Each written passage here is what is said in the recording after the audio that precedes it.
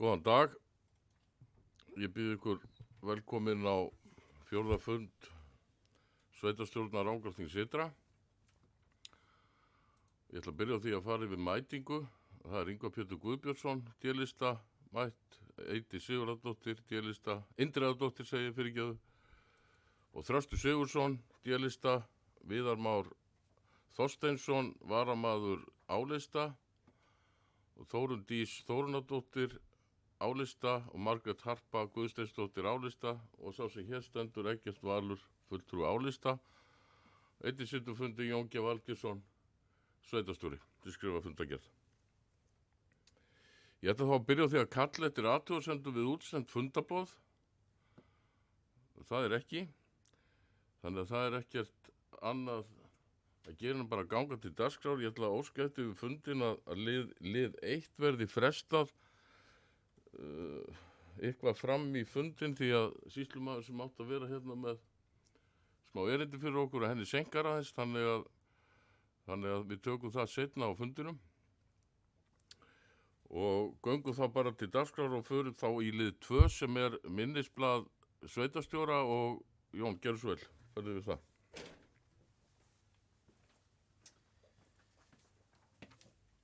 Já, góðan daginn. Það er ánægjulegt að vera staddur á fyrsta sveitarstjórnarfundi mínum í sveitarfélaginu Rangárþing Ytra. Þannig að þarna eins og kunnugt er, þá tók ég svona formandi starf á 15. ágúst síðastliðinn og ég svona lýsi bráni minni yfir því að móttökunum og öllu saman sem hefur verið í sveitarfélaginu. Þannig að þetta er búið að vera bara skemmtilegur og krefjandi tími þessi fyrsti mánuður og bara spennandi tíma framöndan. En svona í upphafið þá náði ég nú aðeins að sveifla ráðningunni og vera hérna svolítið með starfsmönnum og fólki hérna svolítið á undan áður sem kom hérna formlega til starfa, og meðal annars hlaut mér þá heiður að vera á töðugjöldunum og flytja smá ræðustúf þar. Og töðugjöldin er merkisviðburður og alveg klárlega einn af þessum íbúa viðburðum sem að á að halda hátt á lofti. En eins og gefur að skilja þá er margt að setja sig inn í á fyrstu dögum eða vikum vinnunar og verður nú örugglega næstu mánuðina þess vegna. En svona ég hef allan að náða að skanna svona helstu stofnanir sveitarfélagsins, skólanna og þjónustumiðstöðina og skrifstofuna. En maður á ýmislegt eftir, maður á eftir ýmis biðarsalmög að heimsækja, þó að ég setið ýmsa fundi með þeim og svo framvegis. Þannig að við Rangæingar, við erum ýmislegt að sýsla saman líka sem þarf að setja sig inn í. Og síðan hittist nú heppilega á að rétt þegar ég var nýbyrjaður, þá var frestdagur 8 sem að raunum starfsfólk sveitarfélagsins safnaði saman og góðum föstudegi og hlusta á fyrirlestra og svona þessi gott að borða í lokin. Og þetta var alveg fyrirmyndadagur og mikið svona og gott framtak að hafa svona dag með öllu starfsfólki sveitarfélagsins og svona hlusta á fróðleg erindi og setja sér svolítið í gírinn, af því að starfsfólk sveitarfélagsins er náttúrulega teymi og á að vinna saman og ganga svona þvert á stofnanir. Þannig að ég vona að þetta verði bara framhald á þessu verkefni og ég þakka þeim sem að stóða því að koma þessu á koppinn. Nú síðan er náttúrulega það sem að mestu máli skiptir á haustinn, og það eru auðvitað fjarskildeildirnar og göngur og réttir, og ég náði að komast á 2 fundi þar, bæði hjá Holtamannaafrétti og landsveitinni, þannig að það var bara gott að setja sig í gírinn þar. Þannig að þetta er auðvitað náttúrulega svolítið málanna á þessum ástíma og vonandi nægja að kíkja allavega í eina réttir eða svo. Nú síðan fórum við aðeins og skiptum á Sigurhæðar á Selfossi, sem er svona verkefni sem að sveitarfélagið ásamt öðru sveitarfélagum á Suðurlandi hefur tekið þátt í, sem að er svona úrræði til að taka á móti konum sem hafa sett ofbeldi. Og þetta er afskaplega gaman að fylgjast með þess sem er að gerast og þó að kannski verkefni sé erfitt og allt það, þá er úrræði sem að greinilega er að virka. Nú síðan hefur við svona verið að funda með hinum þessum aðilum svona gegnum vikurnar og eflaust engin endir á því í sjálfu sér, eðlilega. En það er svo sem ýmislegt sem er búið að vera að planleggja og koma í gang, og það er sem sagt að koma upp aðstöð fyrir motocrossfólk og paintballsvæði við þjóðveginn og veginn upp á Gunnarsholtsvegi. Og það er búið að funda með Lú og setja staðins yfir áform hans á Hellu og víðar, og reyndar hitta aðra líka sem hafa áhuga að koma upp svona ferðaþjónustengdu verkefnum, og maður finnur það mjög glöggt og kemur kannski ekki óvart að ferðaþjónustan og svona kannski aðilar sem eru hafa huga annað að stekka við núverandi aðstöðu sína eða komið alveg með nýja starfsemi á svæðinu er farið svolítið að banka á dyrnar hjá okkur. Og þetta er auðvitað verkefni sem við þekkjum og þurfum að sinna. Nú síðan er aðri aðilar sem er kannski ágætt að nefnast á að við áttum góðan fund með sumrúsfólki upp í Heklubyggð og þetta er auðvitað mikið hluti af okkur samfélagi, það er fólki sem býr í frístundabyggðunum og þá þarf að hlusta þeirra sjónarmið og reyna að sinna þeim eins og við getum þó að þetta setja aðeins öðru sér form á kannski einu gæslega búsetu en þetta er aðilega sem við þurfum að hugsa um. Nú síðan náttúrulega er það uppáhaldið mitt í raun og veru að ég komst af allri þjónustumiðstöðinni eins og hún læði sig í vígslu Seyrustað á Flúðum, verkefni sem ég kom svolítið að í mínum fyrri störfum og sveitafélagið hérna og Rangárvallasýslan er að bæði þáttakanda sem gegnum Ásahreppinn og svo við að nýta þetta til að taka á móti Seyrun og Rótrónum. Þannig að þetta er svona frumkvæmlega verkefni sem skiptir miklu máli og gaman að sjá hvernig svona hlutinir geta þróast. Síðan er verkefni sem er komið á teikniborðið hjá matvælaráðuneytinu. Það er svona speklusjónir sameiningu landgræðslunnar og skógræktarinnar og auðvitað er Gunnarsholtið okkar náttúrulega mikill og stór hagsmunaaðili í þessu máli. Þannig að það verður svo sem bara áhugavert að fylgjast með hvað kemur út úr þeirri vinnu. Því að það er svo sem er í umræðuna að reyna að sameina ríkisstofnanir og þetta er alveg einn angi af þeirri vegferð en við þurfum bara að passa upp á Gunnarsholtið okkar sem er svona eitt af þessu grunnstoðum í okkar samfélagi í sambandi við rannsókn og vísindi og þekkingu. Nú síðan var nú bara í síðustu viku að þá var með Landsnet með heilmikinn fund á Hellu og það sem var verið að vígja tengivirkið í Lækjatúni og ég fór að skoða það og þessi Rimakotslína sem liggur frá Lækjatúni og endar alveg niður í Rimakot og til Eyja einhverju tímapunkti er afskaplega mikilvæg fyrir atvinnuuppbyggingu í þessum samfélagi og reyndar Rangárvallasýslunum öllum og við þurfum að passa upp á það að reyna að nýta okkur tækifæri sem þessi lína gefur okkur. Og svo reyndar fór ég líka aðeins á afmælisfund sem að Rarik var með sama dag á Selfossi og það er sama þar, það er náttúrulega, við lifum öllu rafmagni, hvernig sem að það er flutt, hvort með stóru línum eða litlum og þetta er þetta málefni sem að við þurfum að halda upp, þetta er svona grunnstoðum okkar samfélags. Ég þakka fyrir mig.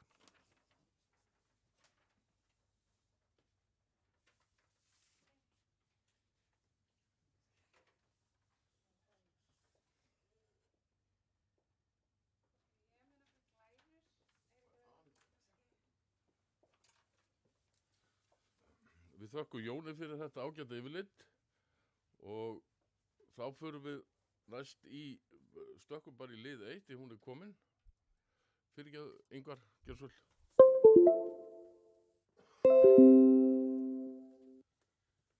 Já, oddviti, ég vildi bara koma upp og þakka sveitarstjóra fyrir þetta frábæra minnisblað sem fylgdi með fundagögnunum. Það var algjörlega til fyrirmyndar og eftirbreytni og ég hlakka til að sjá næsta minnisblað. Ég er ekki með neina spurningar því það var mjög yfirgripsmikið og upplýsandi en mér varst bara ástæða til að koma hérna upp og tefja fundunum halva mínútu til að þakka sérstaklega fyrir þetta góða minnisblað.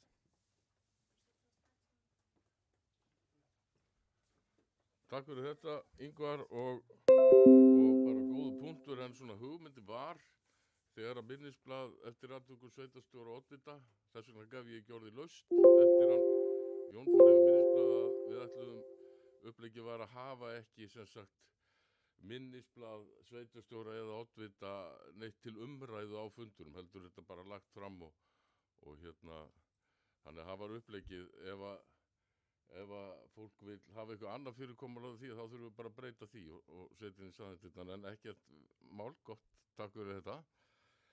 En þá förum við bara í lið 1 í raun og veru sem er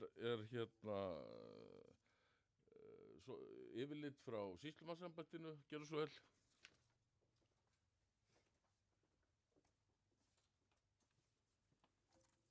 Já, takk fyrir að taka á móti mér. Kannski ástæðan fyrir því að sýslumannsembættið hefur ákveðið að fara og hitta allar sveitarstjórnir í umdæminu er bara svo að þetta er nú gert ráð fyrir þessu í störfum sýslumanns.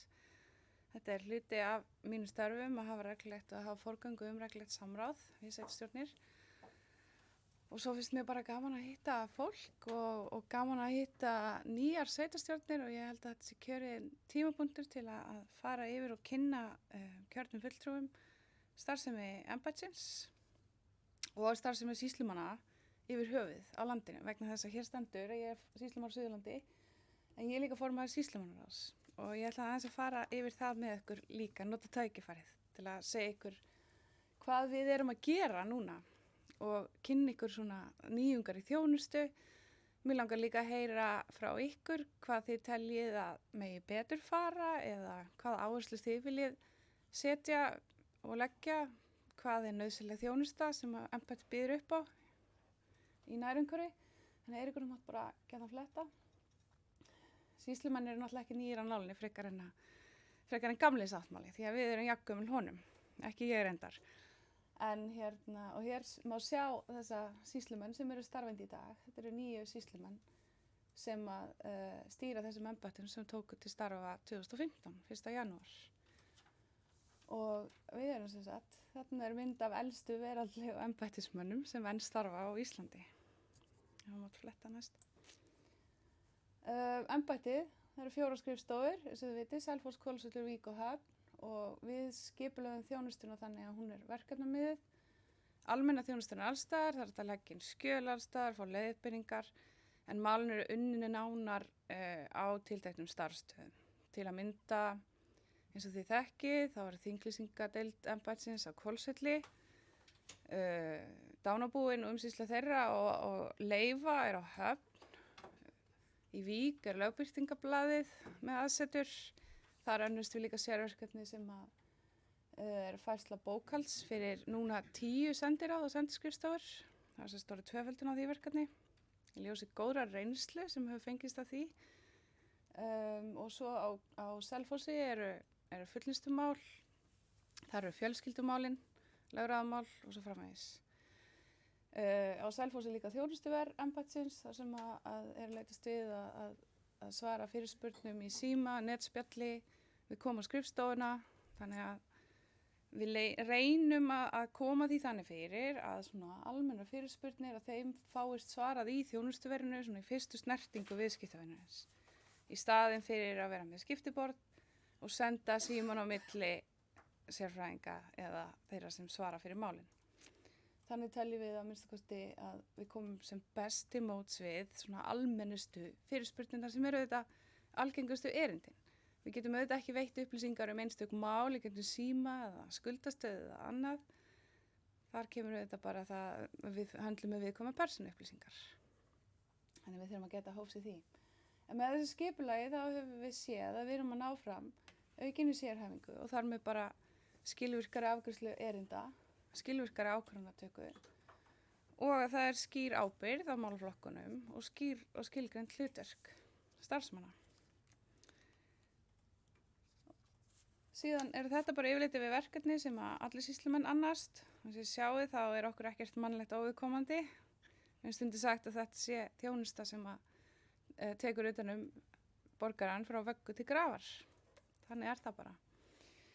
Þannig að þetta eru fjölbreytt verkefni og sýslumanna er getið á yfir 100 stöðum í lagarsafninu, á yfir 200 stöðum í reglugerðarsafni og ef þið flettir upp orðinu sýslumaður eða sýslumenn í stjórnartíðendum þá farið 400 hits. Þannig að við erum ekkert eitthvað svona einfalt batteri. Þetta er bara mjög umfangsmikið og ég sé allavega fyrir mér að við getum enn aukið framboð opinbera þjónustu á þessum 24 stöðum sem við erum á landinu.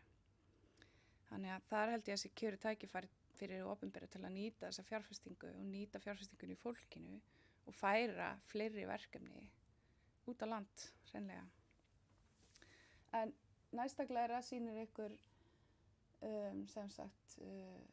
sérverkefni okkar á Suðurlandi og það er náttúrulega ber hæst lögbirtingablaðið, þannig ég setti nú mynd af því. En síðan eru það þessi happdrættisleyfi, stærri leyfin, leyfi til rekstrar útfararþjónustu og síðan er það leyfi til opinberra fjársafnana, eftirlit með spilakössum og leyfi til sölu áfengis og framleiðslustað. Það er nýjasta rósin í hnappagati sem við fengum í sumar. Þannig að við erum sérst að veita leyfin þegar fólk vill kaupa bjórinn svona beint frá bíli eða þannig. En hérna, svo vinsla þessari enda sem ég var að telja upp að hún fyrir fram á Höfn og svo það, eins og ég sagði áðan, þá Lögbirtublaðið og bókhaldi fyrir sendiráðan sem í Vík. Og þessi sérverkefni, og sérstaklega sem ég tala bara Vík, hefur svolítið haldið lífinu í þeirri starfstöð. Þannig að það þið sjáu það brýnt að reyna að sækja verkefni til skrifstofana til þess að viðhalda þessari þjónustu. Og þar með þetta getum við haft opið þar og tekið á móti öllum almennum erindum og leiðbeint fólki. Þannig að það held ég alveg lykilatriði í þessu. Og það nú líka þá ágætt að eiga sveitarstjórnarmenn sem koma með kannski hugmyndir verkefni sem að væri hægt að vinna út í hinum dreifðari byggðum. Þannig að ég bið ykkur að hafa þetta nú líka bak við eyrað. Sýslumannaráð 3 manna nefnd sem að vinnur náið með dómsmálaráðuneytinu og við erum að vinna að umbótamálum, við erum að vinna að stefnumótun, við erum að vinna að alls kyns úrbótum í málaflokki sýslumanna. Og þessi nefnd kosin árlega og okkar helsta verkefni núna hefur verið það að stýra þessari vegferð sem að þið hafið vonandi orðið verið við, sem að snýra innleiðingu stafrænnar þjónustu og að auka rafræna þjónustu embættanna. Og það hefur verið mikil vinna undanfarin 2 ár sem að hefur reyndar skilað sér í bættri ímynd embættanna með meiri ánægju með þjónustuna. En á sama tíma eru þetta risastórar áskoranir sem fylgja þessu, bæði hvað var að þjálfunar starfsfólki og svo þetta bara varðandi það að innleiða þjónustuna. Þetta krefst mikilla þekkingar og krefst þá líka mikils vinnuframlags af starfsfólkinu sem hefur reyndar algjörlega tekið þessari áskorun og það hefur kannski verið það ánægilegasta sem ég tek með mér út af þessari þróun það að á embættinum mikill mannauður og við höfum getað fundið mikið af hæfu fólki sem hefur viljað takast á við nýjar áskoranir og hefur hreinlega bara blómstrað í þessum nýju störfum sem fylgja þessari innleiðingu. Þannig en það sem kannski sýslumannaráð hefur svolítið verið og haft í för með sér þegar það hefur elst, að það að við erum búin að skýra þessar boðleiðir, við erum búin að búa til svona ákveðið skipulag í kringum forgangsröðun verkefna, stýringu á forriturum og svo framvegis. Og þar með verður auðvitað ákvarðanir að taka mikið skilvirkari. Það líka, við höfum ekki samráðið við helstu samstarfsaðilana okkar. Þetta svona aðeins miðstýrðara en leið þá held ég miklu skilvirkara. Ég held að ég búin að segja það orð mjög oft hér í dag, ekki búin að vera lengi. En það líka stuðlar að því að við erum að forgangsraða eftir mikilvægi og höfum verið að taka verkefnin sem að gagnast flestum. Það svona helsta forgangsraðin. En næstaklega sýnir ykkur hvað við erum að gera sem bæði sem lítur að því að styrkja innviðina og svo að bæta þjónustuna og vera með sjálfvirkar afgreiðslur líka, þar sem fólk getur hreinlega afgreitt sér sjálft. Til dæmis sækjum sakavottorð. Sækjum og núna þetta panta veðbókavottorð. Við erum komin með, þú getur sótt rafrænt fullnaðarskírteini, ökuskírteini og við erum að færa okkur alltaf lengra og lengra inn í þetta. Og mér finnst bara ágætt að fara aðeins yfir þetta til að kynna ykkur hvað raunverulega orðið hægt að gera bara í símanum sínum eða heiman frá sér. Því við erum að leitast við það að spara sporin, að tryggja það að fólk þurfi ekki að fara frá einum stað til annars og jafnvel á marga staði til þess að safna saman gögnum fyrir umsóknir. Þannig að við erum líka það sem mikið í gangi núna og við sjáum nú þegar mikil áhrif að vera rafrænar þinglýsingar. Eftir því sem því ferli vindur fram að það sjáum við að það skapast á svigrúm á embættunum til að fara í úrbótaverkefni fyrir næstu skref rafrænna þinglýsinga. Það stundu verið að tala það að það hefur held ég oft verið sagt að rafræna þinglýsingar verða komnar í gagnið fyrir áramót, en það var spurt hvaða áramót, því að þetta búið að taka langan tíma. Ástæðan bara svo að þetta mjög flókið verkefni og það skiptir máli að þetta sé vel gert. Því þarna náttúrulega gríðarlegir hagsmunir undir. En það sem við erum kannski nýjustu þjónustu leiðirnar eru þetta netspjall, spjallmenni og svo erum við komið með fyrirspurnaform og hjálparsíða, spurt og svarað og annað. Þannig að þú mátt bara gjarnan fara yfir á næstu glæru, Eiríkur. Þannig að sjáu líka þetta daufa kannski hérna áður nú skiptir. Það það sem núna fyrirhugað að koma með núna á þessu ári og það kannski ber hæst til dæmis rafrænu ferlinn varandi dánabúin að fólk geti tilkynnt andlát og lagt inn dánarvottorð eru að verða rafræn, við erum að keyra það ferli í gang núna og það er svona kannski það sem að þetta er oft þungspor innan sýsluskrifstofuna þegar fólk er að tilkynna andlát og fólk er kannski ekki alltaf í því hugur ástandi að veita eitthvað mjög greinargóðar upplýsingar, eitthvað sem við þurfum, þá er betra bara að fá að gera það eitthvað staðar í ró og næði. Þannig að við erum bara að reyna að koma til móts við þarfir viðskiptavina okkar. Næsta glæra. Þetta er sem sagt, við vorum fyrst inn á, það sést ekki alveg öll glæran, ertu með það nokkuð á slideshow, Eiríkur? Nei, ok. En allavega, sýslumenn voru fyrstir inn á Ísland.is. Við færðum F-síðan okkar þangað og þar með opnuðist mjög margar nýjar þjónustuleiðir, til dæmis þetta sem ég var að nefna, netspjallið, spjallmennið Askur á svara svona fyrirspurnum. Við erum ennþá að þróa þetta og bæta og það er náttúrulega bara stöðug umbóta vinna í gangi. Netspjallið er, það er svona nýgátt sem ég myndi til dæmis vilja sjá nýta aðeins betur. Það er alveg þess virði að prófa það, sko. Og ég veit alveg að það er kannski yngra fólki sem tilengar sér það frekar. Sjálf hringi ég mikið, sérstaklega ef ég bara keyra og nýti mér þær þjónustur. En enga sigur er oft þægilegt að geta gripið til netspjallsins. Maður er oft búin að fá svar kannski þar áður en það svarað í síman. Og þið þekkið alveg þessa vegferð sem að einmitt fjármálastofnanir hafa verið á líka. Þannig að þetta er svolítið svona það sem er verið að beina fólki í. Að því sögðu, þá er það auðvitað þannig að þjónusta sýslumanna krefst oft nærveru, mætingar og ítarlegra leiðbeininga. Og við sjáum fyrir okkur að með því að innleiða þessar þjónustur fyrir þessi einfaldari erindi, þá höfum við bara hreinlega meiri tíma til að sinna fólki þar sem það virkilega þarf. Og við erum líka að hlusta alveg á þessar raddir og allir sem eru í þessari stafrænu innleiðingu.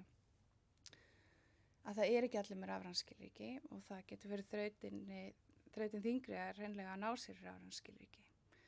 Og þá finnst mér mikilvægt að horfa til sýsluskrifstofana sem einhvers konar miðstöða þar sem hægt er að leita leiðbeininga, þar sem hægt er að fá aðstoð við að koma málum í ferli, stofna mál eða sækja um. Þannig að við séum þá til staðar fyrir það sem geta ekki nýtt sér rafrænu leiðirnar. Við erum með stórt þjónustunet út allt land. Þannig að við eigum að nýta það betur og ég held að við eigum einmitt að hafa mjög opin augum fyrir þessu. Við erum fyrst og fremst þjónustofnanir og við viljum leiðbúra fólki í gegnum þennan frumskap. Fólki er mjög tamt að koma inn á skrifstofu og segja ég ætla að tala við sýslumann. Og svo kannski erindið eitthvað sem að ég er raunverulega ekki að höndla með frá degi til dags og það eru aðrir sem eru mikið betur til þess fallnir að taka móti slíkum erindum. En það er samt eitthvað gott að hugsa til þess og svona að þegar að fólk þarnast leiðbeiningar þá dettur því svolítið í hug að fara til sýslumannsins. Og ég held að þetta sé svona element sem við hefum kannski nýta áfram. Það er allavega mín skoðun. En með þessari síðu höfum við svona gert vefinn mikið aðgengilegri og notendavænni og opnað á fleiri þjónustulegir. Ég ætla að sýna ykkur á næstu glæru, þar sem er svona dæmi umsókn úr rekstrarleyfi. Það sem er bara farið út umsókn fyrir, þetta er bara tiltekið rekstrarleyfi, tiltekið tegund, þú ferð ég að fylla út og svo er það bara þarf að gefa heimild til að sækja eftirfarandi gögn, þannig að það er sko sakaskráin, þarfst ekki að fara og kaupa hana á einhverjum stað sko, eða hjá okkur gera sér ferð, það er búsetuvottorðið hjá þjóðskrá, það er búsforræðisvottorð, það er hafi forræð á búið þínu, það er héraðsdómur og svo er skuldleysisvottorð frá Fjársýslunni. Þetta getur allt bara leyft okkur sækja fyrir þig, sem að ég held að sé svolítið framför. Síðan er það önnur gögn, þá getur við hlaðið þeim upp og svo er þetta bara ferlið að þú sækir nærði gögnin, hleður upp ef það þarf eitthvað fleira, málið stofnast sjálfkrafa í okkar starfskerfi. Þannig að þá þurfum við líka ekki að slá inn af handskrifuðu eyðublaði sem er fært inn, þannig að þetta er alveg hagur allra að reyna að koma svona málum í þetta horf. Og til að mynda þá er þetta sérstaklega hentugt og hefur reynst vel þar sem okkar leifadeildir á Höfn í Hornafirði. Þannig að hvet ykkur til að fara inn á sýslumenn, Ísland.is/sýslumenn, bara skoða þetta. Og þær hafa nú alveg fengið góða viðtökur, þessar nýju þjónustur okkar. Og hérna svona yfirleitt, 70% sækja sér sakavottorð, 95% sem hafa sótt meistarabréf, þeir gera það núna rafrænt. Heimagistingarnar, þær eru nær eingöngu sem þær eru skráðar rafrænt. Það eru 25 mál sem hafa verið skráð, handskráð, en 1800 á hinn veginn. 25.000 rafrænar aflýsingar sem að náttúrulega hefur mikil áhrif á til dæmis hraða í endurfjármögnun, vegna þess að ef að nýju bréfin komast ekki inn, sko, þá bíða þau bara þangað til að þessi gömlu fara út. Og það að koma núna, það að tengjast fleiri fjármálastofnanir við rafrænar þinglýsingar. Þetta svona á þeim basis núna, þetta kerfi og þannig að þetta mun aukast mjög mikið á þessu ári, sko. Þannig að þetta 20% allra bréfa. Það svona, þannig að, en svo alltaf spurningin með þessi, sko, eins og til dæmis með heimagistingarnar, að það bara hægt að skráða rafrænt. Þannig að þú þarft að fara einhverja lengri leiðir eða þú ætlar að skráða á gamla móðin. Og það með þetta debatt svolítið svona, eigum að bjóða upp á hín eyðublöðin ennþá, eða eigum að hafa, handstýra þessu svolítið. Mér finnst þetta svolítið erfitt svona álitaefni. Auðvitað sjáum við að fólki svona tamara bara að prenta út eyðublaðið og leggja það inn. En ég held allavega að við verðum alltaf að bjóða upp á hinn möguleikan, eins og ég sagði áðan. En svona, við erum að reyna að stýra í þessa ferla. Ég held að það sé bara no-brainer. Næst að glæra. Breytingar í farvatninu. Í mars 2021 þá kynnti dómsmálaráðherra þáverandi framtíðarsýn sem miðaði að því að þjónusta sýslumanna yrði framúrskarandi, væri veitt óháð búsetu og staðsetningu hvar og hvenær sem eftir því sem hentar almenningi hverju sinni. Í kjölfarið að því réðist sýslumenn í stefnumótun, þar sem að lögð var áhersla á þarfir notendans í því sambandi. Og sem sagt, þau gleðilegu tíðindi urðu nú í vor að sýslumenn af öllum voru tilnefndir til UT-verðlaunarský fyrir stafræna þjónustu ársins. Þetta var gríðarlegur heiður og mikil viðurkenning fyrir þessi störf sem við höfum verið í undanfarin 2 ár og erum svo sem hvergi að baki dottin í því, eins og þið sjáið, það ýmislegt fyrir glæru, ýmislegt sem í farvatninu og við höldum bara áfram. Og erum nýverið búin að funda með ráðuneytinu, dómsmála, næstu skref, næsta ár, við þetta bara höldum áfram. Svo auðvitað eins og ykkur kunnugt, þá lagði dómsmálaráðherra fram frumvarp til laga sýslumann núna í samráðsgátt í sumar og það náttúrulega bara verið lagt fram á þingi að mér skilst í september og felur þetta í sér þá miklu breytingu að sameina alla sýslumenn í eitt embætti og ég veit ekki hvort ég lási mokkan í morgun en allavega það er talað með höfuðstöðnarverði á Húsavík. Þannig að svona, ég veit ekki hvort þið hafið kynnt ykkur eitthvað þetta frumvarp eða þar umsagnir sem hafa verið lagðar inn í málið, en þetta bara ferli sem að Alþingi mun núna, eða frumvarp sem að Alþingi tekur síðan fyrir núna og það reiknað með því að þetta taki þingveturinn að mér skilst og þá þetta bara að sjá hvað verður. En næsta glæra, það bara að ég kalla svolítið eftir því og ég veit að við höfum takmarkaðan tíma en ég kannski fyrst og fremst líka bara að opna línuna. Ég hér, ég ínáanleg og ég vil gjarnan heyra í ykkur hvað ykkur finnst, hver nauðsynleg grunnþjónusta í nærsamfélaginu og svona hvaða þjónustuleið kjósið þið þegar þið leitið til sýslumannsins, hvaða skoðun þið hafið á stafrænni vegferð ríkisins, hvar má bæta, hverju erum við að gleyma ykkur og svo þetta sko. Og það svolítið lagð áherslu þetta náttúrulega í frumvarpinu að þetta sé stórt byggðamál og það geti opnast þarna tækifæri fyrir aukið svona samstarf við sveitarfélögin. Þannig að ég bið ykkur að hugsa það líka. Það þetta fullt af fólki sem kemur til okkar og raunverulega að biðja afgreiðslu á erindum sem eiga heima hjá sveitarfélögunum og örugglega öfugt sko. Og það fer alveg drjúgur tími í það hjá mínu fólki að aðstoða fólk við verkefni sem eru ekki sýslumanna en við tökum bara leiðbeiningaskyldu okkar alvarlega og við reynum bara að beina fólki á rétta braut. Þannig að en auðvitað, má segja að með þessari stafrænu vegferð að skapast tækifæri til þess að vinna verkefnin óháð staðsetningu og það auðvitað það sem við hefum lagt áherslu á. Þannig að við erum svolítið að horfa áfram og viljum halda áfram á þessari braut, að þróa áfram embættin í það að vera óháð kannski umdæmamörkum varðandi þjónustuna. Það svona það sem við hefum lagt áherslu á.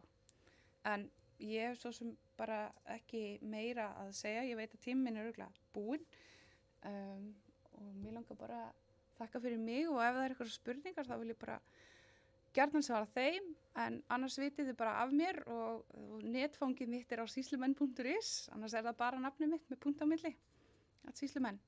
En bara línan opin og ég held að samráð og samstarf okkar, við erum nefnilega samstarfsaðilar, að ég held að það sé mjög svona gjöfult og uppbyggilegt ef við höldum góðu sambandi. Þannig takk fyrir mig.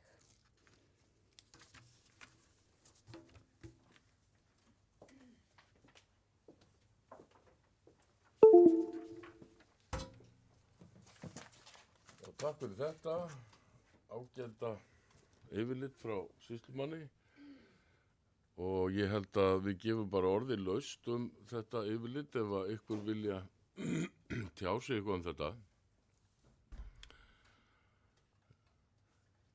Ef að svo ekki að þá bara endurtek ég. Takk fyrir þetta yfirlit og bara gaman að fá þig í heimsókn. Takk fyrir það.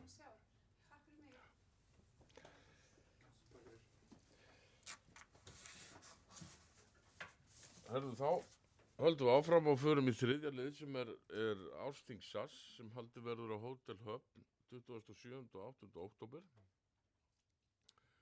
og það raun og veru okkar hlutverk á þessu fund að skipa í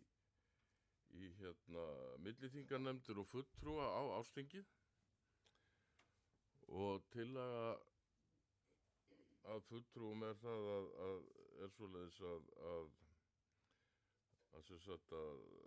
aðalfulltrúar og aðalfund SAS verði Eggert Valur Guðmundsson, Margrét Harpa Guðsteinsdóttir, Ingvar Pétur Guðbjörnsson og Eydís Indriðadóttir og til vara Erla Sigríður Sigurðardóttir, Þórunn Dís Þórunardóttir, Þröstur Sigurðsson og Svavar Torfi Leópoldsson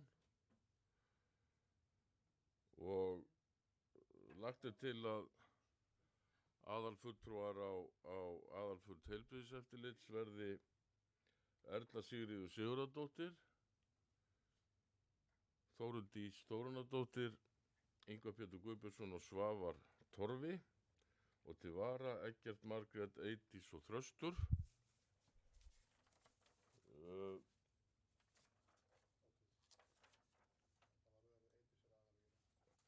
Já, hvað séu, erum aðal hvar, séu? Já, Eydís þar aðal og Ingvar til vara, svo það sé nú rétt með farið. Nú, í allsherjarnefndina færi Jón G. Valgeirsson og Eydís Indriðadóttir. Mennta- og menningarmálanefnd Eggert Valur, umhverfis- og skipulagsnefnd Margrét Harpa Guðsteinsdóttir sem að skipuð frá stjórn SAS og Ingvar Pétur Guðbjörnsson.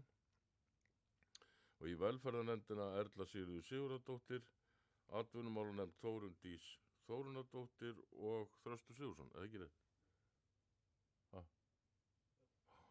Og svo að lokum í samgöngunefndina Svavar Torfi Leópoldsson. Leópold Torfason, fyrirgefðu. Leópold Torfason. Allir sáttir við þetta fyrirkomulag? Þá líti ég á það að sé samþykkt samhljóða, þessi fulltrúar.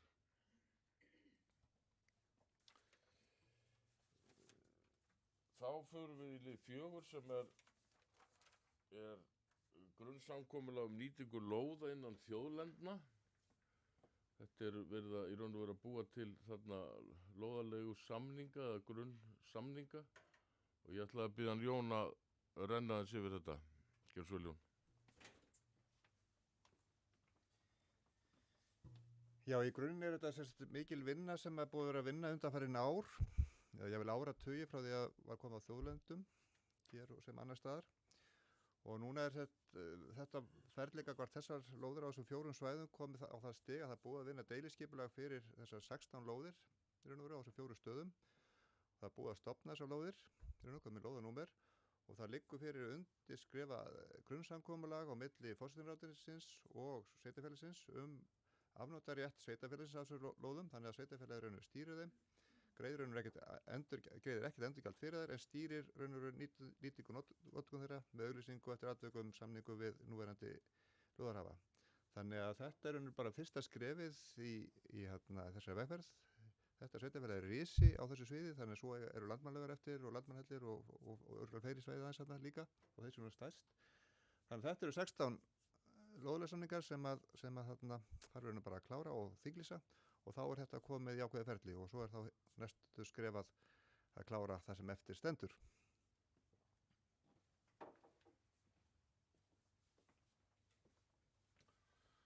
Takk fyrir þetta, Jón, og ég gef orðið laust þetta.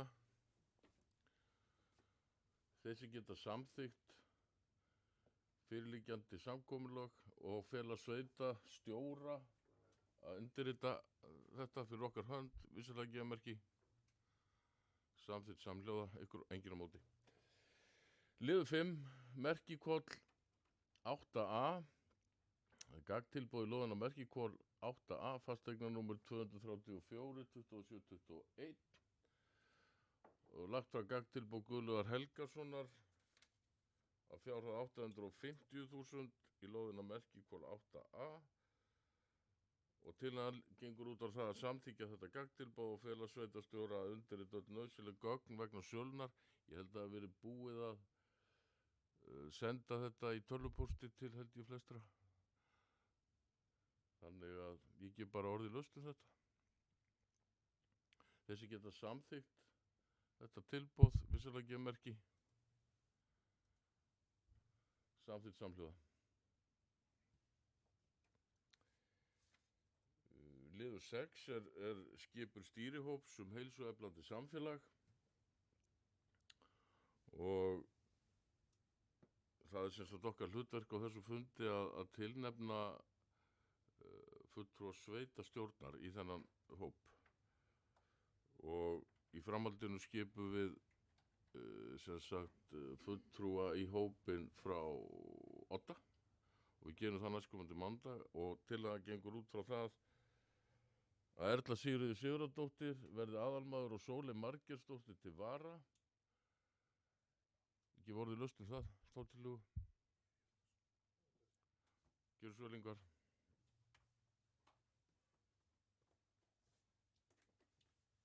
Já, Oddviti, ég skildi það þannig á okkar samtali daginn að Oddi myndi tilnefna fulltrúa D-lista á mánudaginn og hugmyndin var að það yrði Sóley, þannig að það er kannski óþarf að hún sé bæði aðal og varamaður.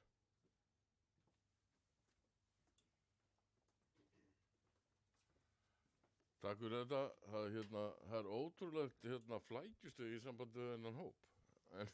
En allavega að þá, eftir því sem að ég fór neðar í máli að þá snýst þetta það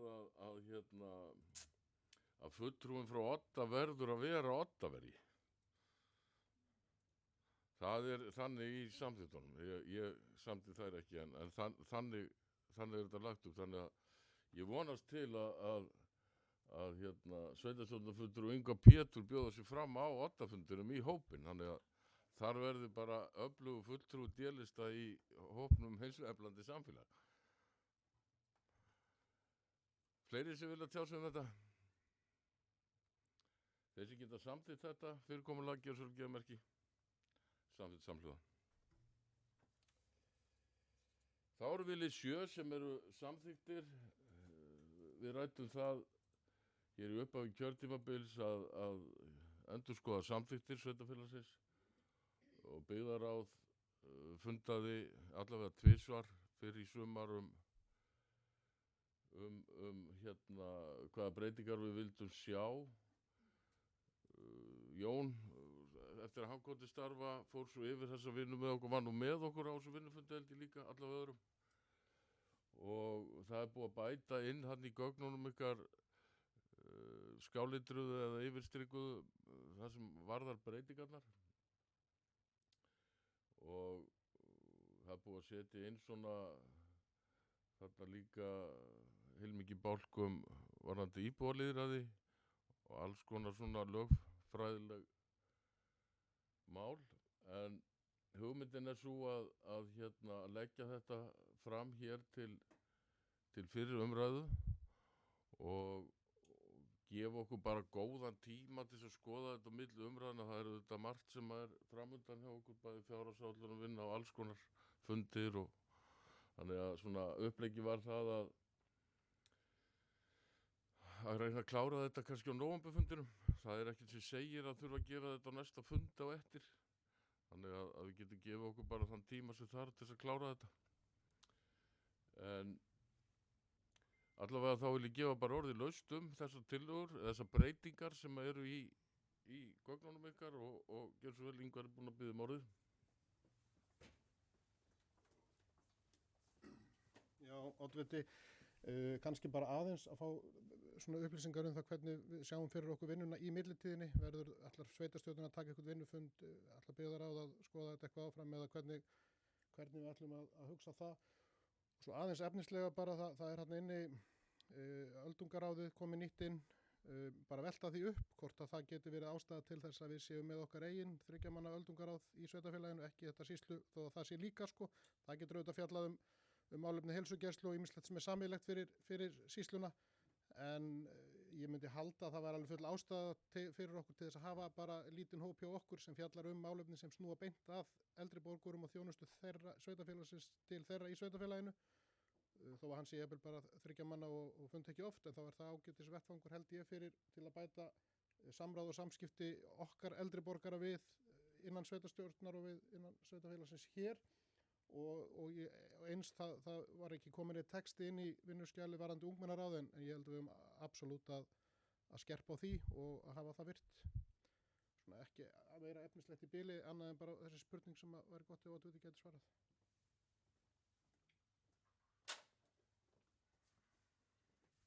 Takk fyrir þetta Ingvar. Jón er búinn að biðja mig að gera svo vel.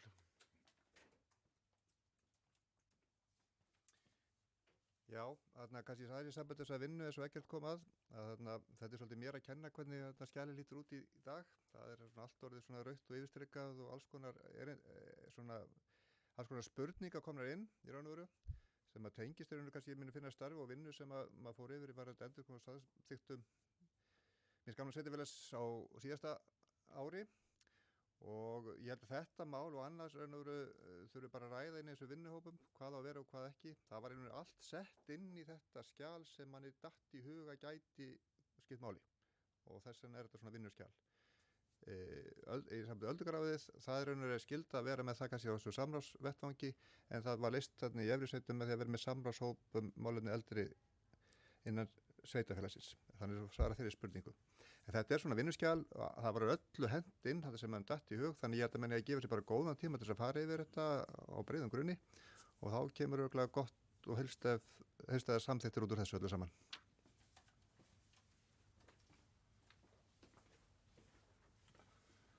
Takk fyrir þetta Jón.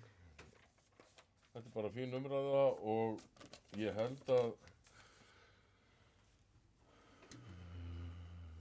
til að var nú svo að sveitarstjórn samþykkir að vísa málunum til seinni umræðu í sveitarstjórn, það eru þetta afgreiðslan okkar en ég held að væri nú bara fínt að bóka að byggðaráði verði falið að vinna þetta áfram og auðvitað sé ég ekki títi fyrirstöðu þó að komi ykkur fulltrúar sveitarstjórnar á slíkan vinnufund byggðaráðs að það er ekki endilega bundið bara endilega við byggðaráð. Þannig að allir verði boðaðir á þann fund en svona formlega verði þessu vísa til áframhaldandi vinnu hjá byggðaráði. Og því haldið þetta opnu að, eins og ég segja, aðrir fulltrúar geti komið að þeirri vinnu. Og þetta var ágætis punktur hjá þér, Ingvar, varðandi öldungaráði. Það má kannski segja að þegar við öldungaráði svona sýsluvísu að verði óþarlega mikið fjarlægð og svona nándin ekki þannig en svo aftur eins og Jón kom inn á hvort að við þurfum að vera með öldungaráð eða eitthvað samráðshóp er bara eitthvað útfærsluatriði sem við þurfum að ræða.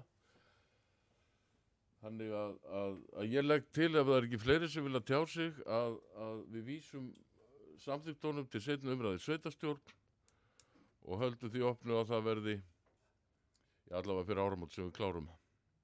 Þessi geta samþykkt það, með svolítið ekki að merki, samþykkt samhljóða.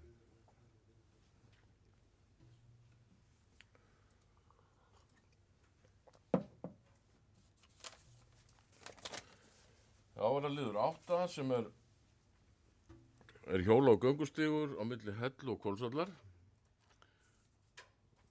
Flest ykkar þekkja þetta mál nú aðeins og það sem hefur verið unnið að því núna í dálítið tíma að kanna möguleikann á lagningu hjóla- og göngustígs hérna á milli þorpanna sem að yrði sem sagt í raun og veru í tengslu við hérna lagningu þessa nýja strengs sem er að fara hérna norðan við þjóðveginn og austur úr.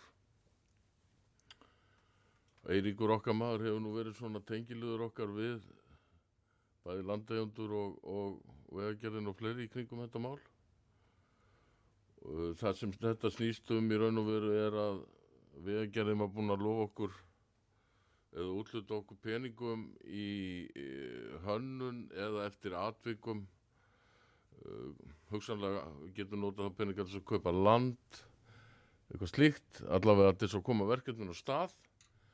En það er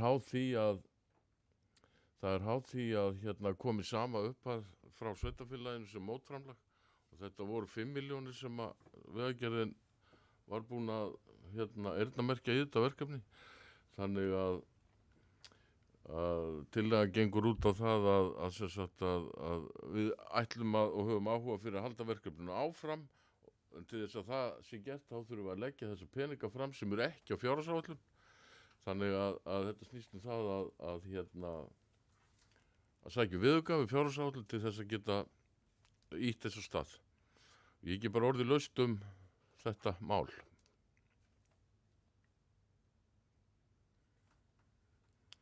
Engi við tjá sem við nú rætt þetta áður, þetta mál, þannig að það nú kannski ekkert margt nýtt í þessu, þannig lagað. Eða allavega það sem er nýtt að við erum að taka ákvörðun að fara í það, allavega, byrja á því. Þetta eru þetta gríðarlega spennandi verkefni ef að verður. Þannig að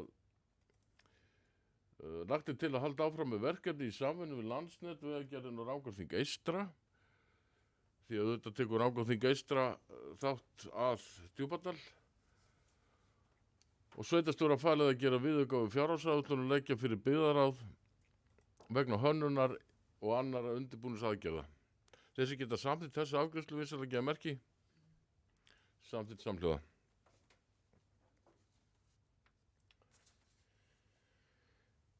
Þá er liður 9 sem eru frístundastyrkir og það liggur fyrir tillaga að komið verði á frístundastyrkjum barna og ungmenna frá og með næstu áramótum og heilsu íþrótt- og tómstundanefnd verði falið að koma með tillögur að útfærslu fyrir reglulega fund byggðarráðs í október. Þannig að verði hægt að taka tillit til þessara kostnaðar í fjárhagsáætlun. Og þessi frístundastyrkir eru þetta ekkert nýtt undir sólinni, þetta er víða sem sveitarfélög að bjóða upp á þetta. Og við höfum talað þetta í smá dálítinn tíma að koma þess á. Í raun og veru snýst þetta það að sveitarstjórn taki formlega ákvörðun að koma frístundastyrkjum á. Og svo fannst okkur bara mjög lýðræðislegt að þverpólitísk nefnd sem er heilsu íþrótta- og tómstundanefnd sem að bæði framboð eiga fulltrúa í, að þau vinni að nánari útfærslu á styrknum, hvernig við ætlum að gera þetta, hvaða aldurspil við ætlum að hafa, hvaða upphæð og svo framvegis. Og við fengjum það fyrir byggðaráð í október og myndum vinna málið áfram þannig. Það er uppleggið. Ég gef orðið laust þetta. Ingvar.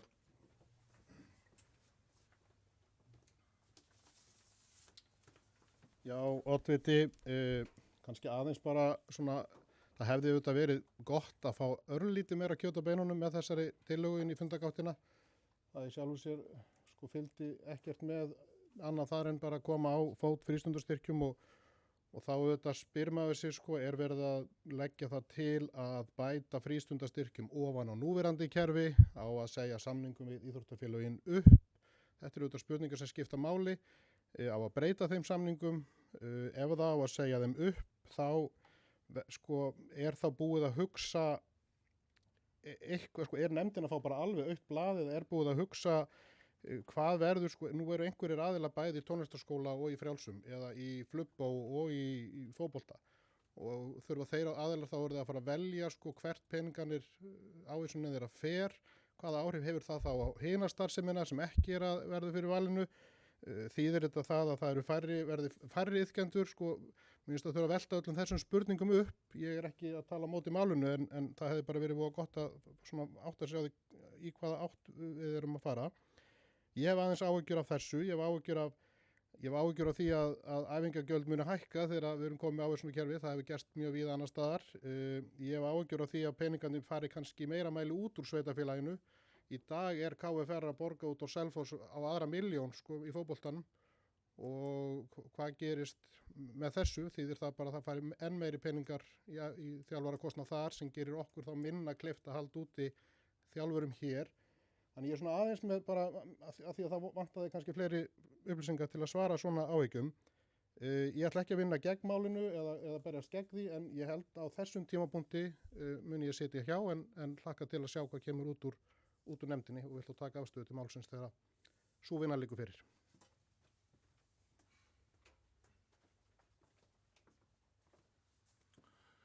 Takk fyrir þetta Ingvar. Fleiri sem vilja tjá sig um þetta? Margrét Geirsvel.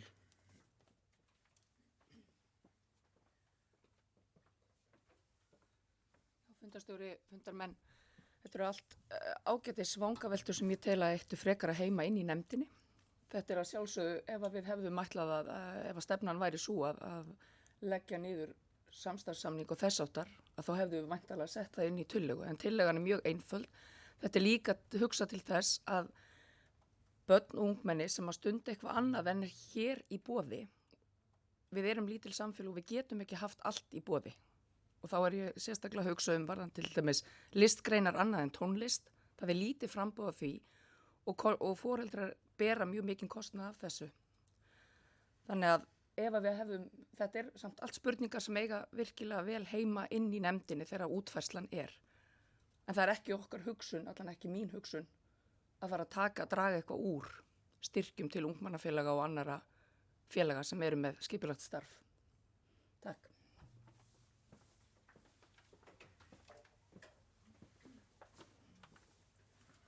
Takk fyrir þetta Margrét. Fleiri? Kannski aðeins, sko, hugmyndin með því að leggja þetta svona fram var nú kannski svo að fá, allavega leitast við það að verði bara þverpólitísk sátt málið. Þess vegna fannst okkur bara eðlilegt að nefndin fái svolítið frítt spil. Það er ekki þar með sagt að byggðarráð eða sveitarstjórn þurfa að kokgleypa allt sem frá nefndinni kemur, en þau allavega eru ekki að finna upp hjólið, sko, því að þetta eru þetta praktisera víða í sveitarfélögum og þau geta sótt sér þetta gögn og annað sem hvernig þetta er útfært annars staðar og yfirfært það yfir okkur og allavega í svona máli eru þetta tvær leiðir. Það er annarkvort að koma með bara fullmótaða tillögu inn í sveitarstjórn og keyra hana bara í gegn á meirihlutavaldi ef að maður vilja það og svo hinn leiðin að taka formlega ákvörðun að koma styrknum á og vinna og leitast við að vinna síðan í sátt útfærsluna og það er það okkar upplegg í þessu. Fleiri sem vilja tjá sig um þetta? Þeir sem geta samþykkt það að heilsu íþrótt og tómstundanefnd verði falið að koma með tillögur að útfærslu fyrir næsta reglulega fund byggðarráðs eða fyrir reglulega fund byggðarráðs í október, vissilega gefa merki. Samþykkt með 4 atkvæðum, ykkur á móti. Þið sitja hjá.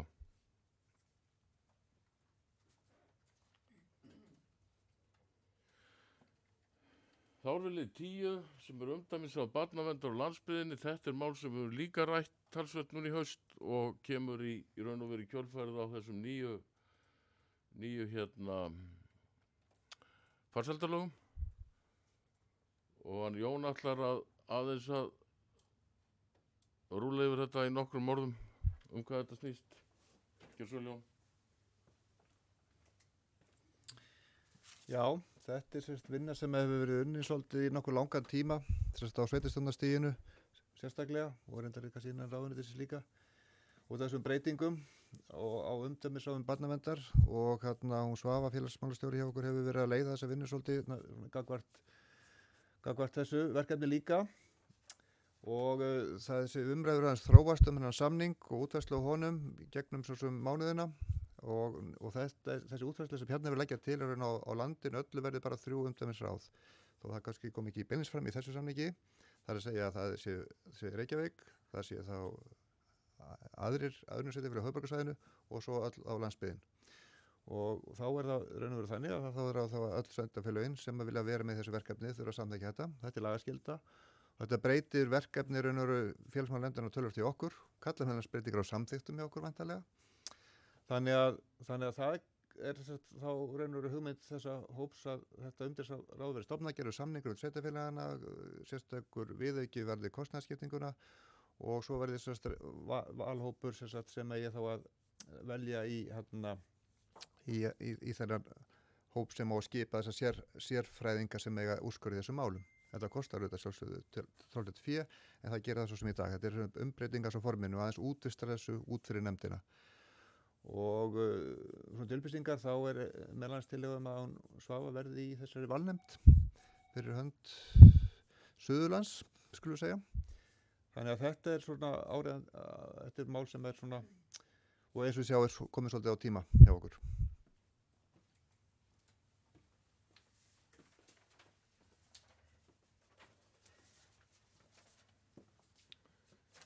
Takk fyrir það, Jón. Það eru fleiri sem vilja koma inn á þetta, svo er ekki. Þá gengur tillagan út af það að við samþykjum að taka þátt í umdæmisráði barnaverndar og landsvísu og fela sveitarstjóra að undirrita samning þann sem fyrir liggur. Jafnframt er sveitarstjóra falið að kanna hvort það þurfa að gera breytingar og samþykkt stjórn til sitar vegna hins sameiginlega umdæmisráðs, þar sem að Jón var að koma inn á áðan. Þannig ég ber þetta upp, vinsanlega að merkja sem geta samþykkt þetta, samþykkt samhljóða.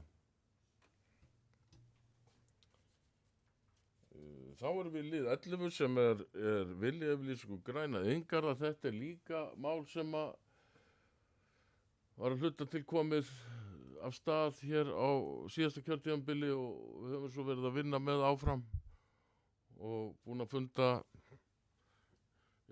tvisvar held ég með þeim orkidegu mönnum. Og þetta er svona afraksturinn svolítið af þessari vinnu, það er þessi viljayfirlýsing og hún er þarna með í gögnunum ykkar og það stendur til að hann Sveinn Aðarsteinsson komi hérna á eftir í lok fundar og skrifi undir þessa viljayfirlýsingu. Þannig að ég gef nú bara orðið laust um þetta mál, þetta er mjög spennandi mál. Ingvar, gjörðu svo vel. Já, þetta er bara östutt að fagna þessu. Þetta er frábært mál og mjög spennandi tækifæri sem felast í þessu þannig að við styðjum þetta bara heilshugar, held ég geti sagt.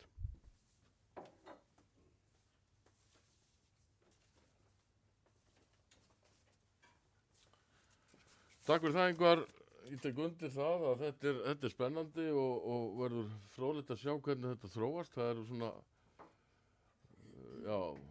komnir upp möguleikar, alls konar spennandi í kringum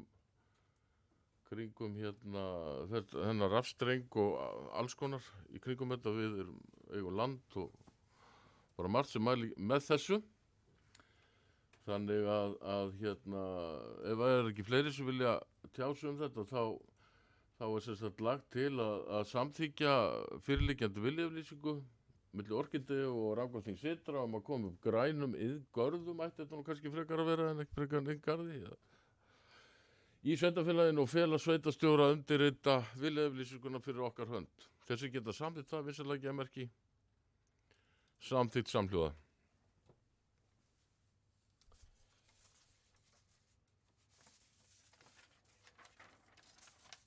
Þá erum við komin í lið 12 sem tillaga, það eru hérna nokkrar tillögur frá fulltrúum D-lista og þetta er svo fyrsta og hún snýr að lækkun álagningarhlutfalli fasteignaskatts og ég held ég bara hérna bjóð ykkur að fylgja tillögun og hlaða, gerðu svo vel. Eydís.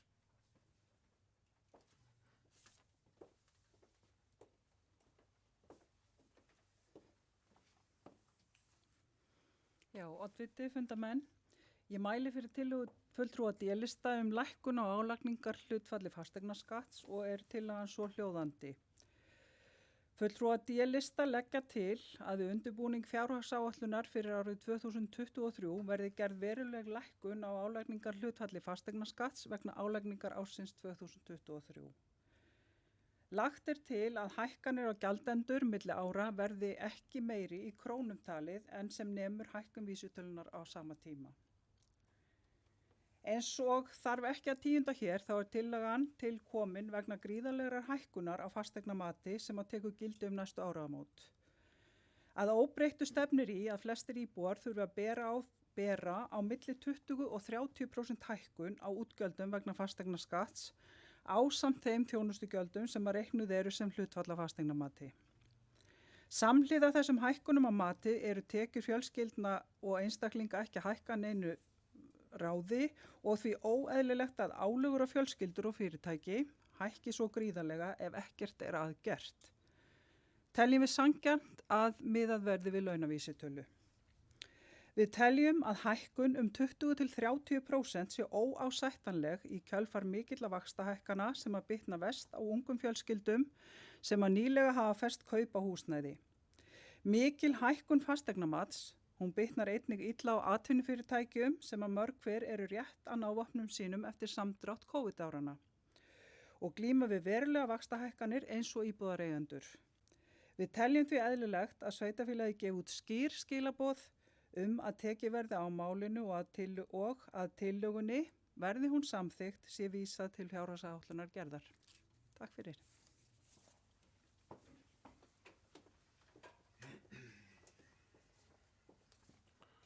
Takk fyrir þetta, Eydís. Þá bara opna ég fyrir umræður þessa tillögu. Er ykkur sem vilja tjá sig þetta? Ef svo er ekki, það get ég auðvitað bara þetta er auðvitað allt saman hárrétt sem að koma fram í tillögunni, auðvitað er þetta eitthvað sem við þurfum að taka tillit til þegar við förum að vinna gjaldskrárnar í haust og ég legg til að tillögunni verði vísað til vinnu við fjárhagsáætlun 23-26 og fulltrúi álista leggja fram bókun með að eðlilegt að tekið verið tillit til hækkunar og fasteignamati í sveitarfélaginu og ákvörðun álagningarhlutfalli fasteignagjalda. Ljóst er að breyting á fasteignamati eign er mismunandi á milli svæði í sveitarfélaginu. Sveitarstjóra falið að leggja fram tillögur að álagningarhlutfalli við vinnu við fjárhagsáætlun. Þá erum við að tala svona misjafnar sviðsmyndir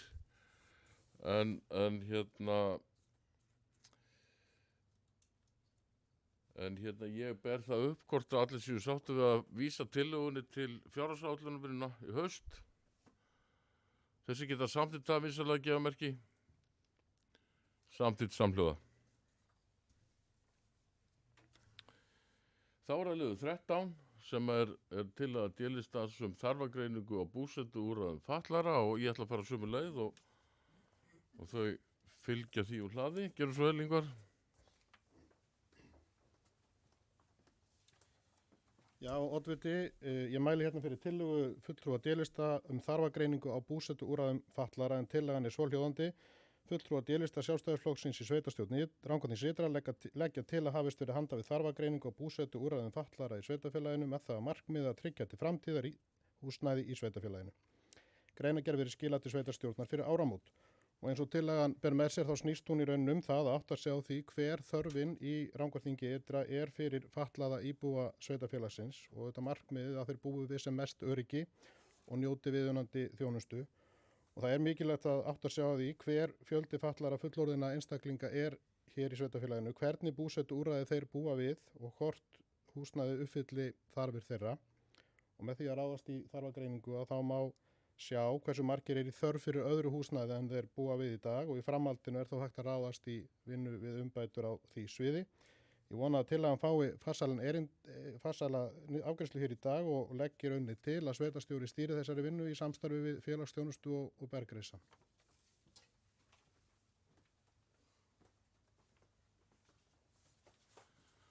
Takk fyrir það, Ingvar.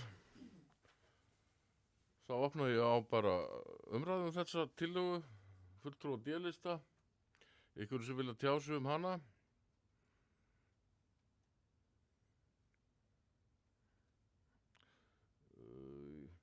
Ég ætla að leggja til að ef enginn vil tjá sig að við vísum tillögunni til félagsmálastjóra og ég get svo sem alveg tekið undir með Ingvari að hafa sveitarstjóra þarna með, að bæta því inn í afgreiðsluna. Og svo kemur hérna örstuð bókun frá fulltrúum álista. Á 3. fundi sveitarstjórnar 10. ágúst síðastliðinn var rammasamningur auki íbúaframboð 2023-32 kynntur og sveitarstjóra falið að vinna málið áfram.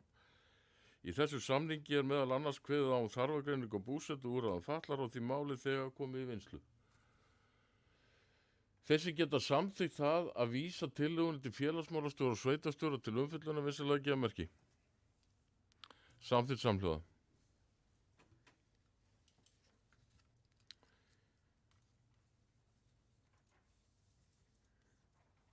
Og þá kemur hérna liður 14 sem er tillaga D-listans umbætur í snjómokstri á stofnvegum. Og er ekki eitthvað sem vill Þröstur gera svo vel?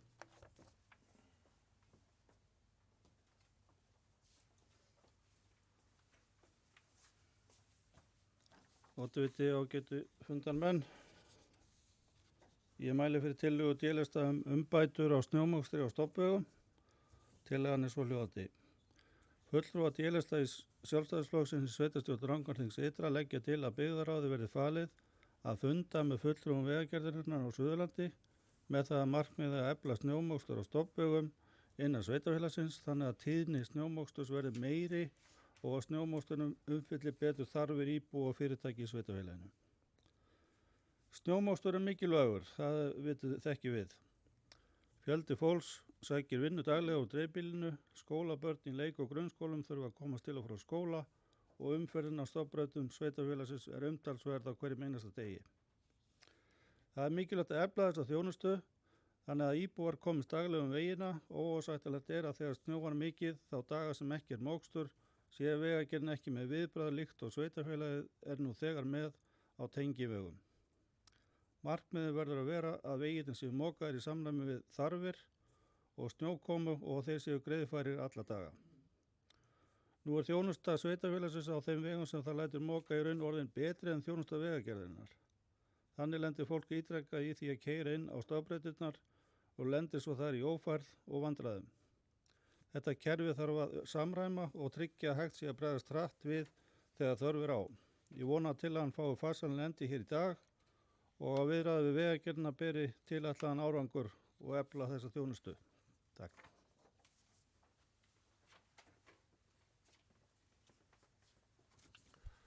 Takk fyrir þetta, Þröstur. Þetta er auðvitað, sígilt mál og hægt að ræða snjómokstur alveg út í það óendanlega. Það er sjaldan og vel gert í því, en vill ykkur tjási frekar þessa tillögu sem Þröstur var að flytja hérna? Svo er ekki að þá leggjum við til að tillagan verði samþykkt og sveitarstjóra falið að óska eftir fundi með Vegagerðinni til að fara yfir fyrirkomulag snjómoksturs á stofn- og tengivegum. Auk annara mála þá eigum við að við þurfum að hafa staðið til að funda með Vegagerðinni út af öðrum málum og þetta er bara eitt af því sem að að við tökum upp í þeim viðræðum. Þessi geta samþykkt þessa afgreiðslu vinsamlega gefa merki. Samþykkt samhliða.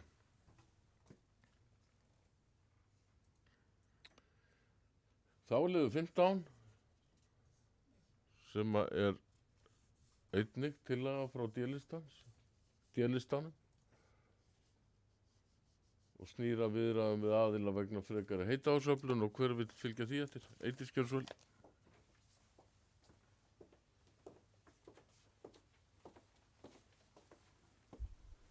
Já, oddviti ágætu fundamenn. Ég mæli fyrir tillögu D-lista viðræður við aðila vegna frekari heitavatnsöflunar og er tillagan svo hljóðandi. Fulltrúar D-lista Sjálfstæðisflokksins í sveitarstjórn Rangárþings ytra leggja til að byggðaráði verði falið að eiga í viðræðum við Veitur fyrirhugaða heitavatnsöflun fyrirtækisins í Kaldarholti, þar sem óskað verði upplýsinga stöðumála og eins hvaða frekari áform fyrirtækið hefur heitavatnsöflun.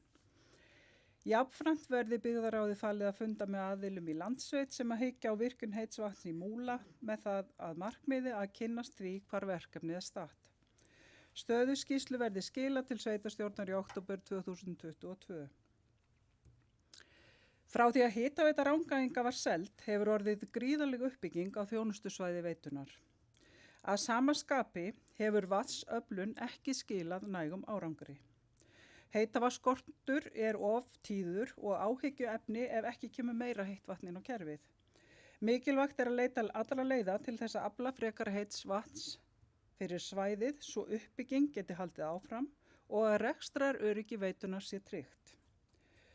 Ljóst er að sveitarfélagið stendur ekki að neinu veitufélagi sem að selur vatn í dag og því mikilvægt að sveitarstjórn sé upplýst stöðuna, hvaða væntingar séu frekara heitt vatn inn á kerfið og ekki síst til þess að hafa til hliðsjónar við frekari íbúðaruppbyggingu og þróun, því að það er öllum væntanlega ljóst að ef uppbyggingin heldur áfram á sama hraða og verið hefur, að þá stefnir í óefni ef ekkert er að gert. Hér er í rauninni fyrst og fremst verið að kalla eftir því að safna saman upplýsingum sem hægt er að hafa til hliðsjónar þegar til framtíðar er litið.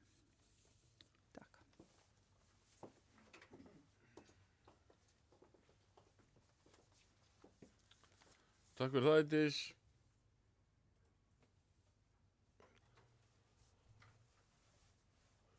Ég gef orðið laust þessa tillögu. Ykkur vilja tjá sig hana. Ég get að mörguleyti tekið undir þær áhyggjur sem að koma fram hérna í þessum texta hjá þeim að hérna það eru þetta áhyggjuefni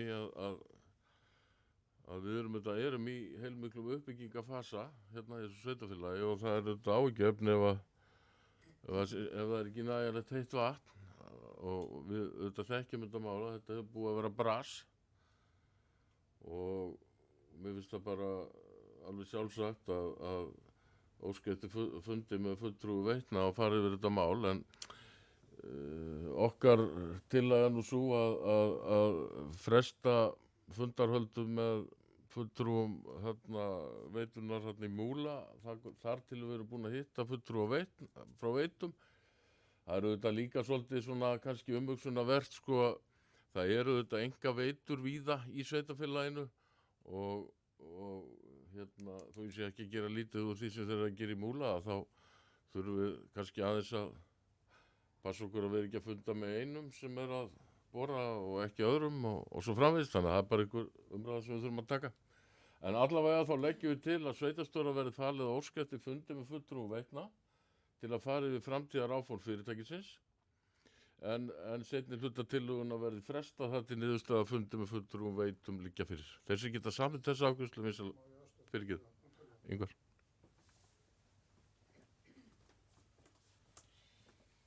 Já, oddviti, ég svo sem sé nú ekkert að því þó við fundum með aðilum sem hyggja á stóru virkjun á vatni eftir því sem okkur er sagt og við fengum nú kynningu á hérna allavega 3 eða 4 upp í Brúalundi fyrir kosningar.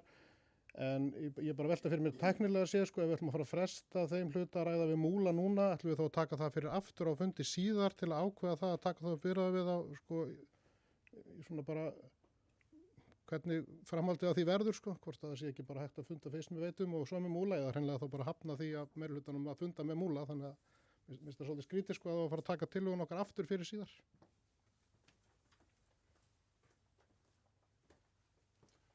Dagræðingar, hún verður ekki tekið fyrir nattur. Það kemur alveg skýrt fram hann í afgreiðslunni að við ætlum að funda með fulltrúum Veitna og þegar við erum búin að því og sjá hvað kemur út úr þeim fundarhöldum og þá ætlum við að funda með hinnum. Við erum að fresta því þar til að fundurum með Veitum er búin, þannig að við séum kannski aðeins betur upplýst málin. En við erum alls ekkert að henda því út í hafsögu. Þetta voru bara mína vangaveltur sko. Hvort að hvaða engaveitur við eigum að tala við og hverjar ekki, en ég meina, ég hef ekkert á móti því að hitta forsvarsmenn þessara veitu í Múla. Gjör svo vel, Margrét.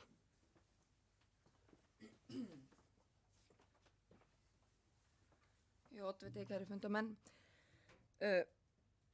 Ég lít svo á að við sjálfsögðu þurfum að tryggja heitt vatn á svæðinu og ég tel sjálfsagt mála að funda með Veitum, en ég er ekki tilbúin til þess að samþykja að funda með aðilum frá Múla. Við þurfum þá að boða bara aðra aðila líka til fundar, auglýsa eftir áhugasömum aðilum. Og það er líka alveg spurning á sveitafélagið að fara íhlutast með hitaveitu á svæðinu þar sem við seldum hitaveitu Rangæinga til Veitna. Er ekki eðlilegt, kannski er bara eðlilegt hjá okkur að fresta afgreiðslu þessara tillögu þar til að fundur með Veitum er lokið. Ég er alveg tilbúin að funda með Veitum og það náttúrulega stóð til. Við höfum rætt það hér í sumar að það þurfi að funda með Veitum af því að afhending og öryggi heits vatns er ekki gott hérna á svæðinu. Þannig að, en mér finnst varhugavert að fara að tiltaka einn aðila, að sveitasveit fara að hefja viðræður, er þá einhver hugmynd það að sveitafélagið fara aftur að setja á stað hitaveitu. Þarna finnst mér vanta til dæmis í tillögu D-lista, fulltrúa D-lista. Hver eru áformið með að vera að tala við einn aðila sem er að bora eftir heitu vatni? Mér finnst vanta það. Það er útvarslaatriði. Okkur eigum við að eyða tími að funda. Sjálfsög viljum við vita, er nú heitt vatn hérna? En við þurfum að passa okkur svolítið. Og líka upp á að gæta jafnræðis. Takk.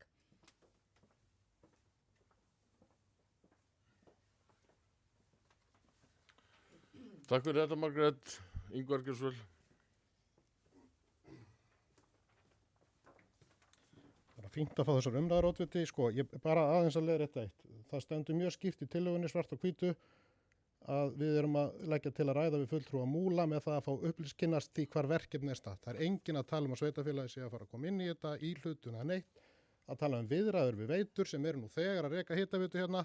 Það er talað um að fá upplýsingar hjá Múla, svo það sé algjörlega skýrt og það kom líka mjög skýrt fram í ræðu Eydísar Indriðadóttur hérna áðan.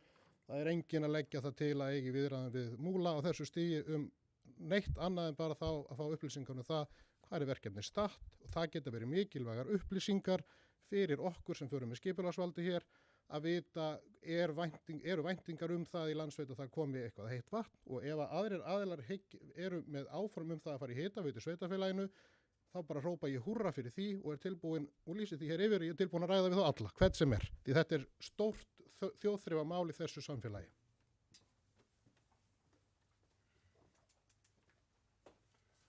Takk fyrir það, Ingvar. Ég bara ítreka það að það er engin að halda því fram að menn vil ekki funda með fulltrúum Múla.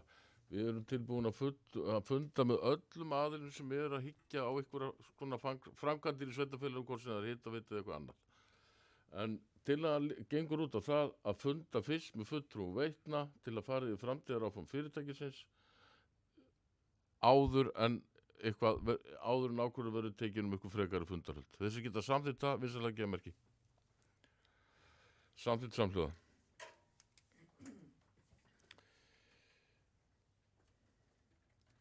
Herru, þá er að liður 16 sem er til að D-lista að lagningu nýri vatnslögn í Þykkabæ. Hver ætlar að fylgja því eftir af okkur? Ingvar Gjörsvöld. Já, oddviti, ég mæli hérna fyrir tillögu D-lista lagningu á nýri vatnslögn í Þykkvabæ og tillagan er svohljóðandi. Fulltrúar D-lista Sjálfstæðisflokksins í sveitarstjórn Rangárþings Sytra leggja til að sveitarstjórn setji í forgang að leggja nýja vatnslögn frá Djúpós niður í Þykkvabæ meðfram Þykkvabæ beint inn í miðlunartang til að efla vatnsöryggi í Þykkvabæ. Framkvæmdinni verði hraðað sem kostur í samstarfi við stjórn Vatnsveitu Rangárþings Sytra og Ásarefs. Núverandi stofnlögn er komin verulega til ára sinna og það ríkir töluvert vatnsóöryggi niður í Þykkvabæ. Það er stór vinnustaður sem nota mikið af vatni, auk þess sem kartöflubændur þurfa mikið af vatni við sína starfsemi. Og í dag eru miklir lekar á núverandi veitu og þrýstingur ekki viðunandi og með nýrri stofnlögn beint inn í miðlunartank má tryggja meiri þrýsting og betra vatnsöryggi. Þetta mál er ekki nýtt af nálinni, þetta hefur verið til umfjöllunar hjá stjórn vatnsveitunar og er inn á áætlun. Við erum í sjálfu sér fyrst og fremst að leggja áherslu á það að það verði skýr skilaboð frá sveitarstjórn að við viljum að þetta mál sé í forgangi, að það sé fyrst á dagskrá. Því að það eru verulegir hagsmunir að koma þessu á fótinn. Þannig að það er í rauninni það sem þessi tillaga gengur út frá.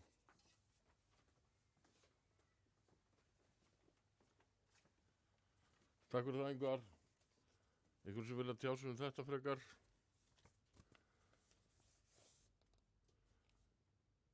Ég ætla að leggja til að tillögunum verði vísað til stjórnar vatnsveitu Rangárþings Ytra og Ásarhrepps og svo er þetta stuttbókun frá fulltrúum álista á 16. fundi vatnsveitu Rangárþings Ytra og Ásarhrepps 5. apríl síðastliðinn samþykkti stjórn samhljóða að flýta framkvæmd við nýja vatnslögn frá Djúpási Þykkabæ til ársins 2023 og þannig yrði lokið við endurnýju lagna til Þykkabæjar í samfellu. Málið er því þegar í vinnslu. En ég legg til að tillögunni verði vísað til stjórnar vatnsveitu Rangárþings Ytra og Ásarhrepps. Þessi geta fallist á það, vissulega geða merki samhljóða. Þá er það liður 17 sem er tillaga D-listans bætta samþættingu skóla, íþrótta og tómstundastarfs. Þröstur, gjörðu svo vel.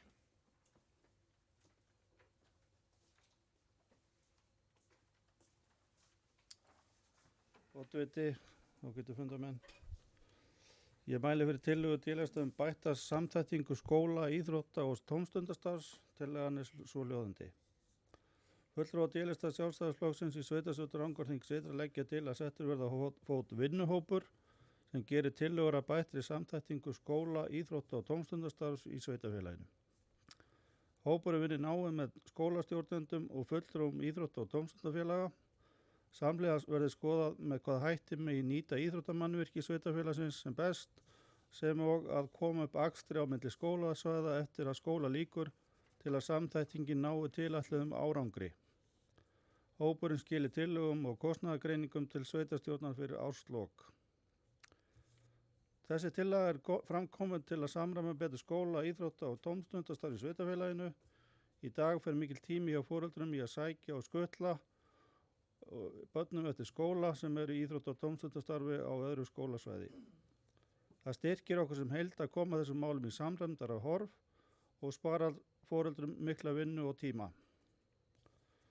Einn liður í þessu er að skipuleggja akstur eftir skóla á milli skólasvæða og í sjálfu sér eðlilegt að foreldrar taki þátt í slíkum kostnaði enda öllum til hagsbóta. Við eigum mikið af íþróttamannvirkjum sem nýta má betur og með því að samræma starfið og koma á akstri erum við enn betur í stakk búin til þess. Það nýtir betur fjárfestingar sveitarfélagsins og skilar sér í betri aðstöðu og fleiri æfingatímum fyrir börn og ungmenni. Tillagan gengur því út á að ná utan þetta allt þetta og að vinna nauðsynlegar kostnaðargreiningar svo að hægt sé að innleiða þetta í framhaldinu og ákveða til dæmis hver kostnaðarhlutdeild foreldra eigi að vera. Ég vonast þess að tillagan fái farsæla afgreiðslu hér í dag og að framhaldinu verði málið unnið vel í hópnum til síðari ákvörðunartöku. Takk fyrir.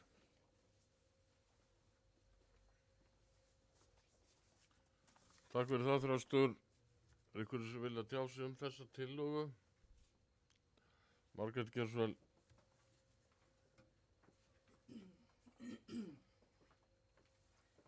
Já, oddviti, ágætu fundarmenn. Mér finnst tillagan, þetta er efnislega er hún bara alveg þokkaleg. Mér finnst samt svolítið ósamræmi í því hvaða hóp er verið að tala um. Erum við að tala um nefndina eða erum við að tala um að það verði skipaður eitthvað sérstakur hópur? Þetta er náttúrulega eitt af hlutverkum heilsu íþrótta- og tómstundanefndar og heilsu íþrótta- og tómstundafulltrúa sem við tel að við þurfum að virkja betur. Og í greinargerð síðan kemur fram að þetta skilar sér ekki síst í því að foreldrar geti unni lengri vinnudag með tilhærandi útsvarstekjum fyrir sveitarstjórn. Þetta er náttúrulega hrópandi ósamræmi við styttingu vinnuvikunar og fjölskylduvænt samfélag. Viljum við að fólk geti bara unnið og unnið og unnið. Ég tel að það sé líka mikilvægt að fólk verji tíma með börnum sínum. Þannig að mér finnst það kannski ekki markmið sveitafélagsins að fólk vinni sig í drep og við sjáum bara algjörlega börnið þeirra á meðan. Þetta þarf að gæta svona hófs í því. En ég væri til í að fá skýringar á því hvaða hóp er verið að tala um. Því að heilsu, íþrótt og tómstundanemnd er ekki hópur, það er nefnd. Takk.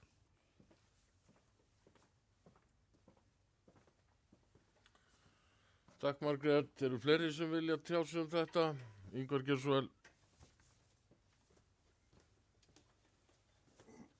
Já, oddviti ágætu fundamenn, bara að minna á það að grunnskólinn er nú búinn klukkan 2 víða suma daga, sko, þannig að ég vona að það drepi ekki marga að þau þeir vinni frá 9 til 2. Þannig að það er nú svo sem pínu út úr snúringur, en látum það liggja á milli hluta. Ég skal viðurkenna það, mögulega hefur þetta aðeins slaðist inn með hópinn, þetta er auðvitað nefndin. Við vorum kannski einhverjum tímapunkt að velta fyrir okkur einhverjum vinnuhóp, en niðurstaðan í okkur var að leggja til að nefndin taki þetta. Og það eru kannski bara ekki nógu góð prófarkalistur að hafa ekki haft þetta nefndina en hópinn. En það er auðvitað verið að hugsa um nefndina, svo það sé bara alveg áskýru.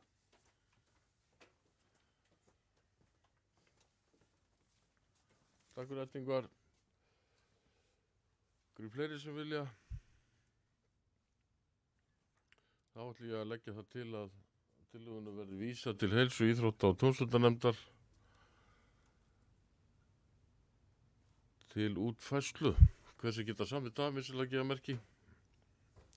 Samþykkt samhljóða. Þá erum við lið 18 sem er tillaga D-listans afrekssjóð fyrir ungmenni. Eydís Gjörsvöld.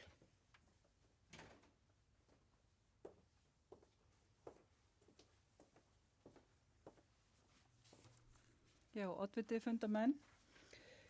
Ég mæli fyrir tillögu D-lista afrekssjóð fyrir ungmenni og er tillagan svo hljóðandi. Fulltrúar D-lista Sjálfstæðisflokksins í sveitarstjórn Rangárþings ytra leggja til að komið verði á fót afrekssjóði fyrir ungmenni í sveitarfélaginu. Sjóðurinn hafi það markmið að styrkja afreksfólk á aldrinum 14 til 20 ára vegna kostnaðar við æfingar og í keppnisferðir erlendis. Heilsu, íþrótt og tómstundanemnd verði falið að gera tillögur að reglum fyrir sjóðinn og leggja fyrir sveitarstjórn í nóvember. Við gerð næstu fjárhagsáætlunar verði sjóðnum markað fjármagn til úthlutunar árið 2023. Nú í sveitarfélaginu þá býr og hefur alist upp fjöldi afreksfólks, bæði í íþróttum og öðrum sviðum. Á ákveðnu tímapunkti er svo þjálfun sem hér er í boði ekki lengur næg og því þurfa ungmennin að sækja annað. Það hefur aukinn kostnaði för með sér sem er mikilvægt að koma til móts við til að ýta undir enn frekari árangur. Með samkeppnissjóði sem hægt er að sækja í framlög upp í kostnað sem að léttir undir með foreldrum og spornar þá auk þess gegn brottfalli. Umræddir einstaklingar þurfa einnig að sækja lengra í keppni til þess að keppa á jafnréttisgrundvelli og það hefur að auki mikinn kostnaði för með sér sem mikilvægt er að koma til móts við. Þessi ungmenni eru góð auglýsing fyrir sveitarfélagið okkar og því er þeim fjármunum vel varið sem að væri til þess ætlaðir. Þetta ýtir auk þess enn frekar undir þá stefnu sem að mörkuð hefur verið með slagorði sveitarfélagsins fyrir okkur öll. Því eins og áður hefur komið fram gerist það því ákveðnum hópi iðkenda að þeir eru komnir svo langt að heimamenn sem eru að æfa með þeim veita ekki næga samkeppni. Þetta ýtir undir það að fjölskyldufólk setjist hér að og vilji búa hér og styrkir þannig samkeppnishæfni sveitarfélagsins því að það er ekkert langt síðan að önnur sveitarfélag hafa verið auglýst eftir tilnefningum í sambærilega styrki. Þannig að sveitarfélag hér í nágrenninu eru að nota þetta verklag og ætti þá að vera auðvelt að leita til þeirra með fyrirkomulag eða útfærslu á því. Ég vona til að hann fái hjá okkur góðan hljómgrunn og að vinnan í nefndinni í framhaldi af því verði farsæl.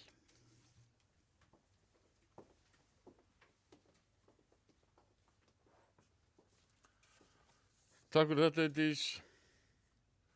Þá opnaði fyrir umræður þessa tillögu.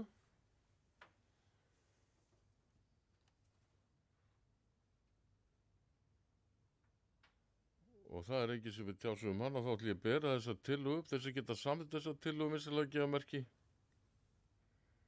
Ykkur er á móti. Tillagan felld og bókun álusta er á 15. fundi hreppsráðs Rangárþings ytra 10. ágúst 2011 samþykkti hreppsráð samhljóða reglur styrkveitinga til afreksfólks í íþróttum búsett í Rangárþingi ytra og eru það reglur enn í gildi. Gott og vel, þá erum við í lið 19 sem er tillaga D-listans heilsárs göngustíg á Bökkum ytri Rangár. Og hver ætlar að fylgja því eftir? Ingvar Geirsvöld.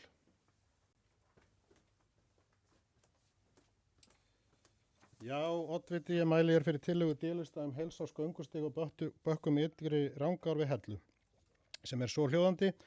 Fulltrúar D-lista Sjálfstæðisflokksins í sveitarstjórn Rangárþings Ytra leggja til að þjónustumiðstöð Rangárþings Ytra verði falið að láta vinna úttekt á göngustíg á Bökkum ytri Rangár við Hellu frá Ægisíðufoss upp að Nesi.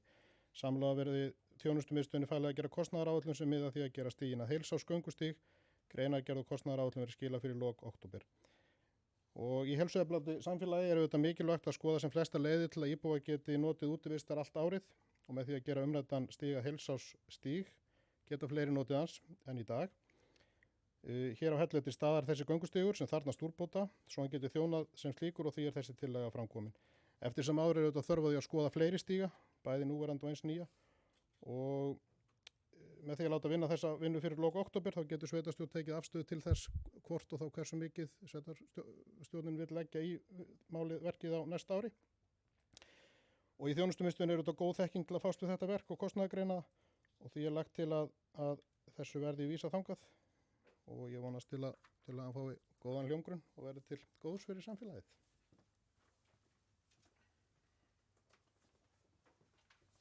Takk fyrir það, Ingvar. Þá opna ég fyrir umræður þessa tillögu.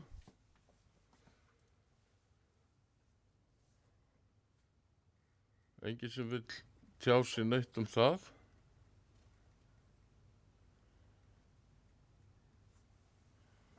Þórandís,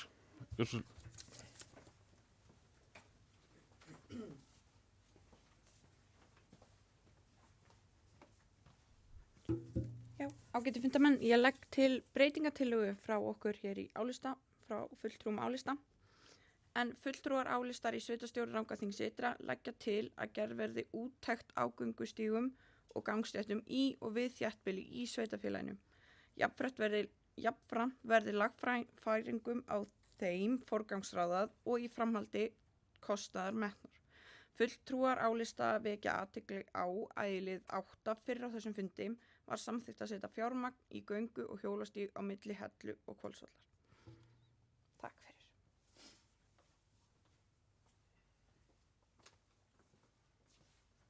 takk fyrir þetta. Ykkur sem vilja tjá sig þessa breytingatillögu? Ég lít svo á að þessi breytingartillaga gangi lengra heldur en tillaga D-lista. Þannig að ég ætla að bera upp þessa breytingartillögu álista þess að geta samþykkt þannig að vissulega gefa merki. Samþykkt samhljóða.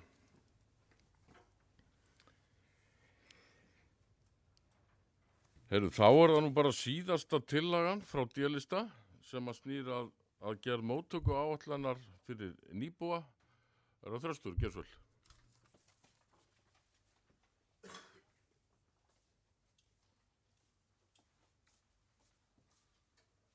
Oddviti, ágætu fundarmenn, ég mæli fyrir tillögu D-lista sjálfstæðismanna gerð móttöku áætlana fyrir nýbúa.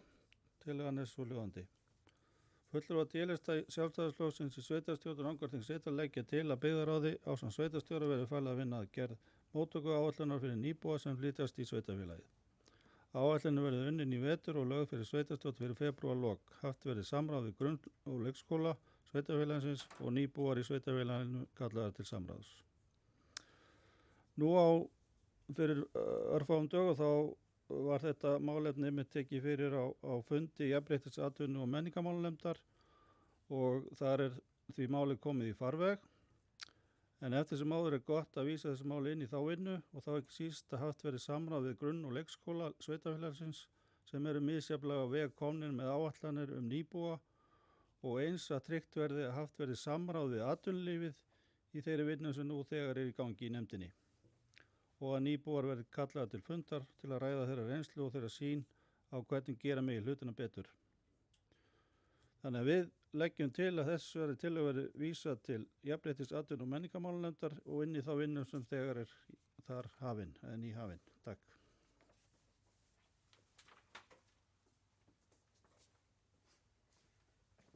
Takk fyrir það, Þröstur. Ykkur sem vilja tjá sig þessa tillögu.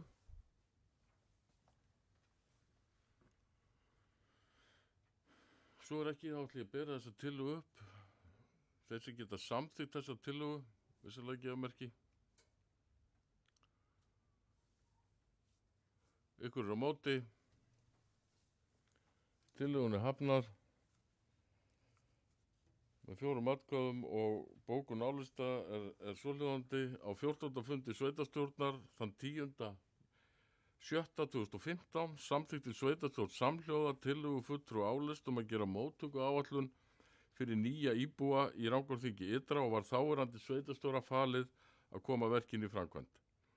5 árum síðar í nóvember 2020 kom út móttöku áætlun nýra íbúa og er því slík áætlun til. Á fyrsta fundi atvinnu, menningar og jafnréttisnefndar þann 5. september síðastliðinn setti formaður nefndarinnar á dagskrá móttökuáætlun erlendra íbúa og var skipaður vinnuhópur til að koma með tillögur á næsta fund nefndarinnar. Málið er því þegar komið í vinnslu að frumkvæði álista. Gott og vel, þá eru þessar tillögur held ég. Gjörðu svo líkar.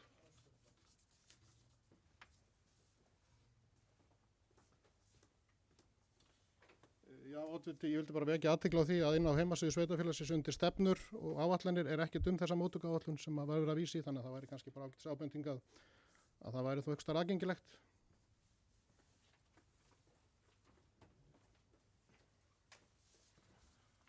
Takk fyrir þetta, Ingvar. Liður 21 er breyting á fundatíma byggðarráðs og það er sem sagt lagt til að breyting verði á fundatíma byggðarráðs, næsta funda byggðarráðs vegna landsþingssambandsins sem er þarna á þessum tíma, þannig að hann frestast til mánudagsins 3. október. Þessi geta samþykkt það vissulega gefa merki. Samþykkt samhljóða. Liður 22. Það er sem sagt erindi starfshópur til að skoða og gera tillögur til umhverfis og orku og loftslagsráðuneytis sem nýtingu vindorku. Og það er beiðni að skoða og gera tillögur til umhverfis orku og loftslagsráðuneytis sem nýtingu vindorku. Það er í raun og veru verið að biðja umsögn.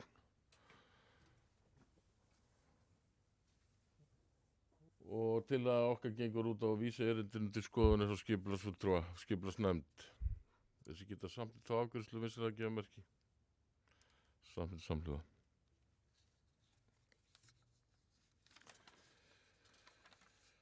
Þá erum við komin í lið 23 sem er fundagerð skipulags- og umferðarnefndar Rangárþings ytra. Og ég ætla að bera upp í áður en fer yfir fundagerðina hvort að fundurinn sé á móti því að við frestum að taka lið 23.2 fyrir vegna athugasemda sem hafa borist vegna aðkomu að lóðinni þarna. Það er skipulagsfulltrúi er í orlofi og ég ósketi því við ykkur að fá að fresta því að taka þennan lið sérstaklega fyrir en hann er búinn að fara yfir þessar athugasemdir sem bárust. Engar mótbárur við því og svo langar mig líka áður en ég fer yfir þetta að vekja athygli ykkar á lið 23.9. Það er umsögn varðandi efnistöku á Mýrdalssandi sem að var farið yfir í skipulagsnefndinni sem að var svona ákveðin misskilningur sem að gætti þarna þegar hún var samin og það er önnur umsögn þarna undir sem að tekur við af þeirri fyrri.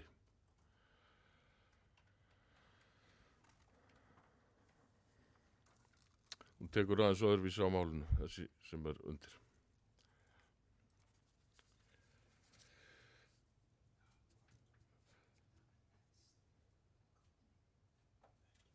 Ég mun þá fara yfir þessa liði sem eru teknir út úr fundagerð skipulags- og byggingarnefndar og taka bara hvern lið fyrir sig og opna fyrir þið biðjum orðið að þið viljið tjá ykkur sérstaklega einstaka liði.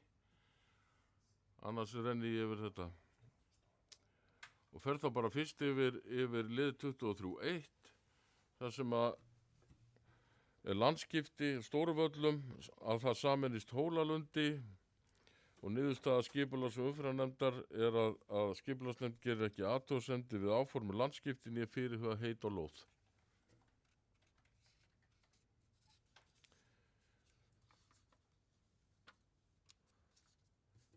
Það kveður sem ekki hljós. Ég lít svo á að kveður sem ekki hljós og það sem staðfesta sveitarstjórn. Svo erum við lið þarna 23.2 sem við ætlum að fresta og þá er það 23.3 sem eru Skambeinsstaðir 2 landskipti. Niðurstaða nefndarinnar var að gera ekki athugasemdir við áformu landskipti né fyrirhuguð heit og lóð.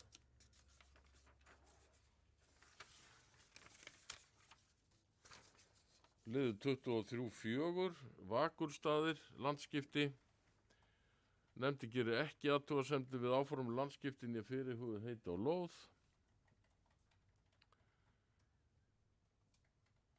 Það eru 23.5, það eru gattstaði 29, 30 og 31, beiðin uppskiptingu lóða.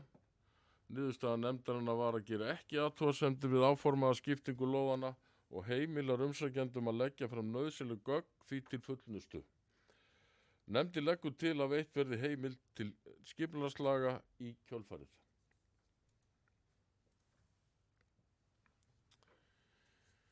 Það eru Rangaflati 4, umsókn byggingar heimild fyrir skilti, umfangsflokkur 1.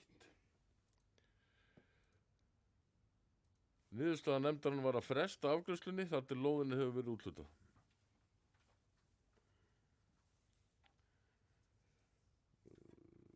(23.7) Áströð 5, umsókn byggingaráform og byggingarleyfi, umfangsflokkur 2.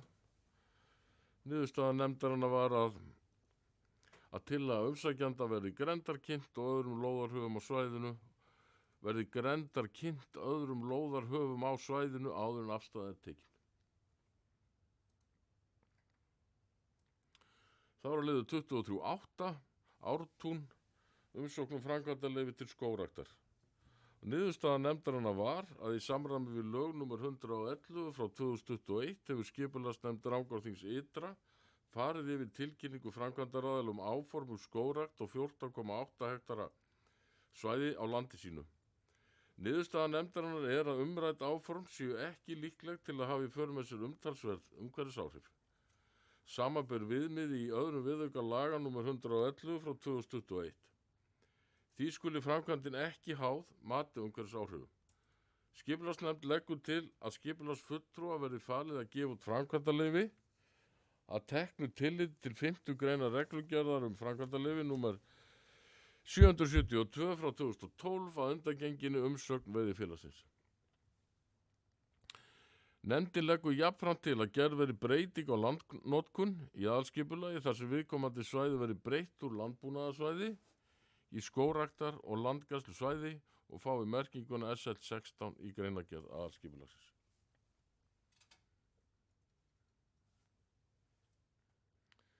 Og þá erum við lið 23.9 sem er það sem ég ræddi við ykkur áður ég tók þennan lið til umfjöllunar. Það var þarna sem sagt, ég ætla ekki að fara yfir fyrir umsögnina heldur þá seinni sem í raun og veru tekur við að þeirri fyrri. Sveitarstjórn Rangárþings ytra gerir ekki athugasemdir við framlagða umhverfisskýrslu. Sveitarstjórn telur að greinilega sé brugðist við þeim áhrifum sem umrædd framkvæmd kunna að hafa umhverfið sitt með þeim hætti að veruleg neikvæð áhrif verði að ræða. Umhverfisáhrif á sveitarfélagið eru fyrst og fremst fólgin í aukinni umferð þungaflutninga í gegnum sveitarfélagið og þar með veruleg aukning á slysahættu á þjóðvegum í gegnum sveitarfélagið. Sveitarstjórn tekur undir mat skýrsluhöfunda að heildaráhrif á umferð séu frekar neikvæð. Þær framkvæmdir sem lýst í skýrslunni og hugsanlega áhrif þeirra á Rangárþing ytra eru ekki háðar útgáfu framkvæmda eða byggingarleyfis af hálfu sveitarfélagsins.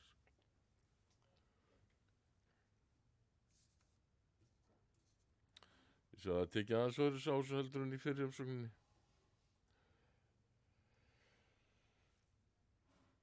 Það var 23.10, það er miðvakur 5, áformum uppbyggingu. Þarna hefur greinilega verið kynnt fyrir nefndinni áform lóðarhafa og nefndin gerir ekki athugasemdir við þau áform. Svo Rangabálki 4, það er svona kannski til frekar upplýsingar hugmyndir frá Lú sem að hann hefur verið að kynna fyrir nefndinni sínar hugmyndur uppbyggingu á Rangabálka 4 og nefndin, og þetta er lagt fram bara til kynningar hér og var lagt fram til kynningar í skipulagsnefndinni líka. Og 2312, það er Sigöldusstöð, mat á umhverfisáhrifum og það er einnig lagt fram til kynningar. Uxahryggur 1, breyting á texta greinargerðar í aðalskipulagi. Skipulagsnefnd samþykkir tillögun og leggur til að farið verði málsmeðferð sem óverulega breytingu aðalskipulagi sé að ræða. Breytingin hafi engin áhrif á aðra en sveitarfélagið og viðkomandi landeiganda. Og 2314, það er Laugardeilisskipulag fiskeldis. Nefndi fjalla framkomnar athugasemdir og ábendingar og telur að búið sé að bregðast við öllum framkomnum athugasemdum og leggur til að verði send til Skipulagsstofnunar til afgreiðslu. Svo er það Uxahryggur 1, deiliskipulag. Skipulagsnefnd samþykkir tillögun og leggur til að hún verði auglýst samkvæmt 41. grein skipulagslaga nr. 123 frá 2010 samhliða auglýsingu vegna breytingar og tilsvarandi texti í greinargerð í aðalskipulagi sveitarfélagsins.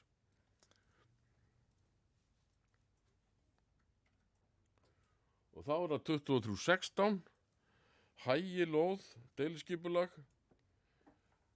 Nefndi fjalla framkomnar athugasemdir og telur að búið sé að bregðast við framkomnum athugasemdum og nefndi leggur til að tillaga verði send til Skipulagsstofnunar til afgreiðslu.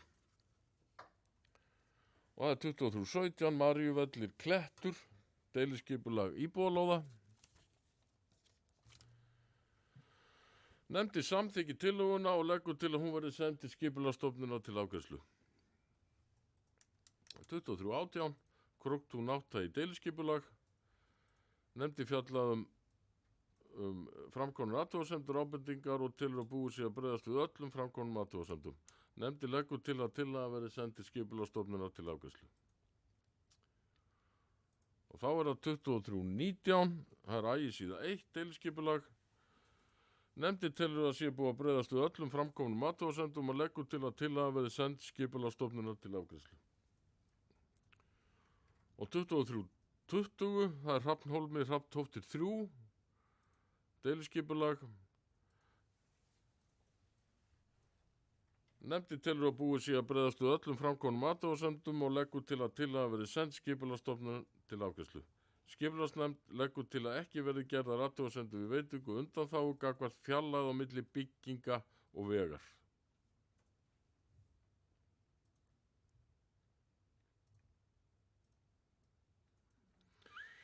Og 2321, það er skólasvæði, það er deiliskipulag. Skipulagsnefnd samþykki framlaga lýsingu skipulagsáform og leggur til að lýsingi verði kynnt í samræmi við 3. málsgrein 40. greinar skipulagslaga nr. 123 frá 2010. Og þá er það 2322, það er Rangá veiðihús, deiliskipulag lóðar. Nefndin samþykir að tillaga verði send í auglýsingu og leggur til að hún verði auglýst samkvæmt 41. grein skipulagslaga nr. 123 frá 2010 og nærliggjandi lóðarhöfum verði jafnframt kynnt tillagan.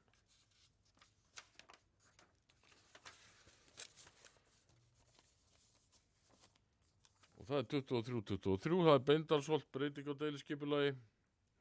Nefndi samþykki tillögun og leggur til að hún verði auglýst samkvæmt 41. grein skipulagslaga nr. 123 frá 2010.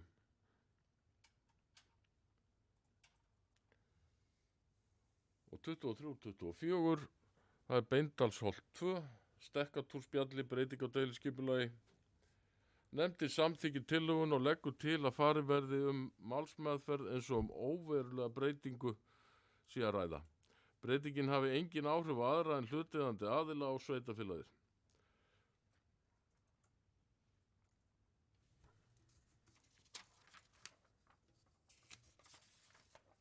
Þá er þetta komið, ætli ég þurfi ekki að bera fundargerðin upp. Ég ber fundargerðin upp bara öðru leyti. Þessi geta samþykkt fundargerð skipulags- og umferðarnefndar vinsamlega geðmerki. Samþykkt samhljóð. Þá erum við komin í fundargerðir. Ég ætla að taka hérna þá þessar kannski tvær hérna, nummer 24 og 25 og opna fyrir umræðar þær fundargerðir tvær. Það er vinnuhópur framtíðarskipulag íþróttavallasvæða og samgöngu- og fjarskiptanefnd.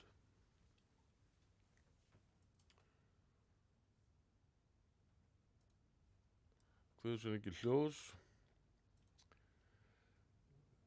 Þetta er bara kynningamál, við þurfum ekki að staðfesta þetta sérstaklega.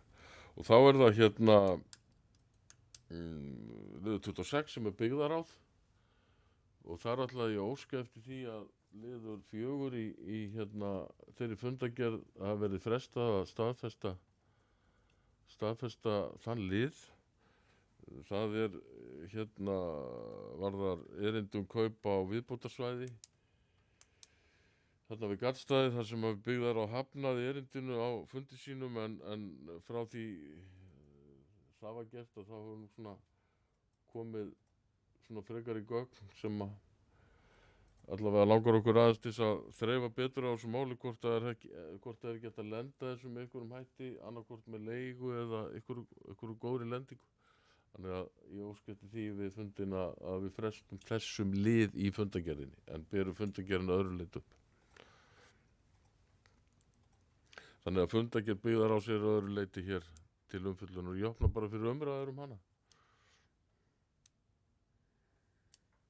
Þessi geta staðfest fundargerð byggðarás, vinsamlega geðmerki.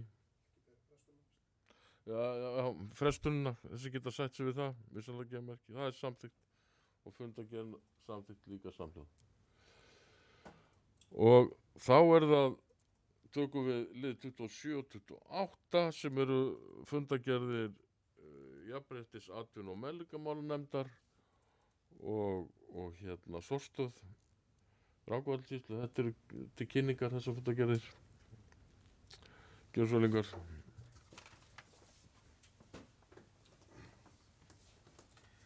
Já, oddviti, ég ætla að ræða þarna lið 27, 5. lið í þeirri fundargerð sem varðar móttöku áætlun erlendra nýbúa. Kannski bara beina því eða óska eftir því að oddviti eða sveitarstjóri þá upplýsi nefndin það að þessi móttöku áætlun sé til staðar, að því í bókun nefndarinnar stendur að rætt hafi verið móttöku áætlun og nauðsyn þess að hún sé til staðar og síðan að móttöku áætlun myndi og svo framvegis og hérna þarna 2 nefndarmönnum falið að leggja drög þannig að nefndarmenni séu þú upplýstir það því að þessi móttöku áætlun er ekki aðgengilega á heimasíðu sveitarfélagsins.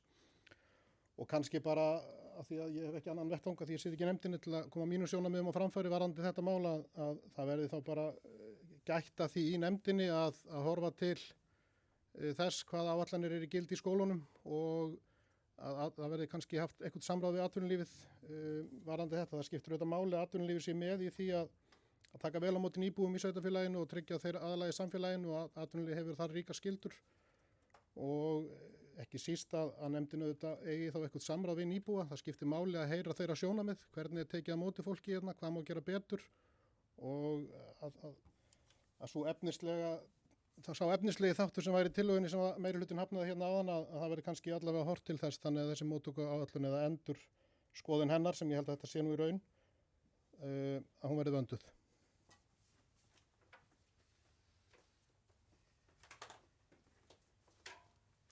Takk fyrir þetta Ingvar. Einhverjum fleiri sem vilja tjá sig?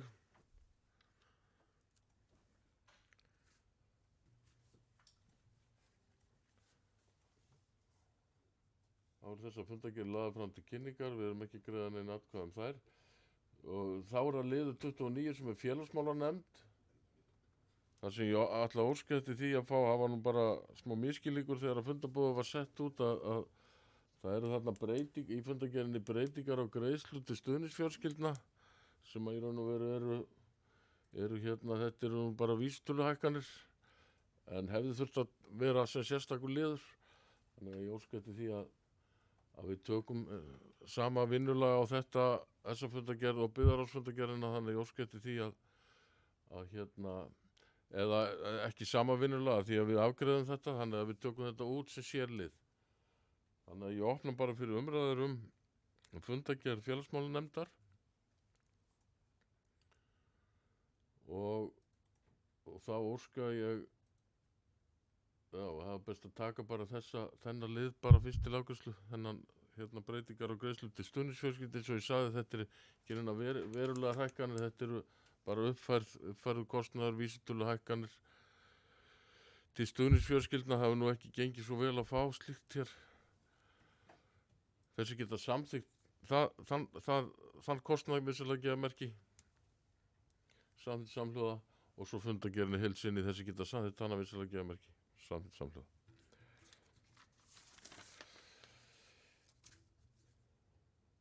Og þá er að lokum 3 fundargerðir sem við berum bara upp allar saman til kynningar. Það er fundargerð stjórnar sambands íslenskra sveitarfélaga, fundargerð HES og drög að nýrri reglugerð umferðarmerki.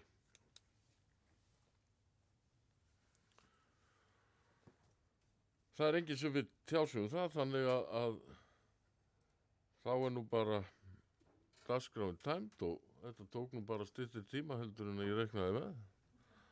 Þannig að ég bara þakka ykkur fyrir góðan fund og segi fundi sliti. Takk fyrir.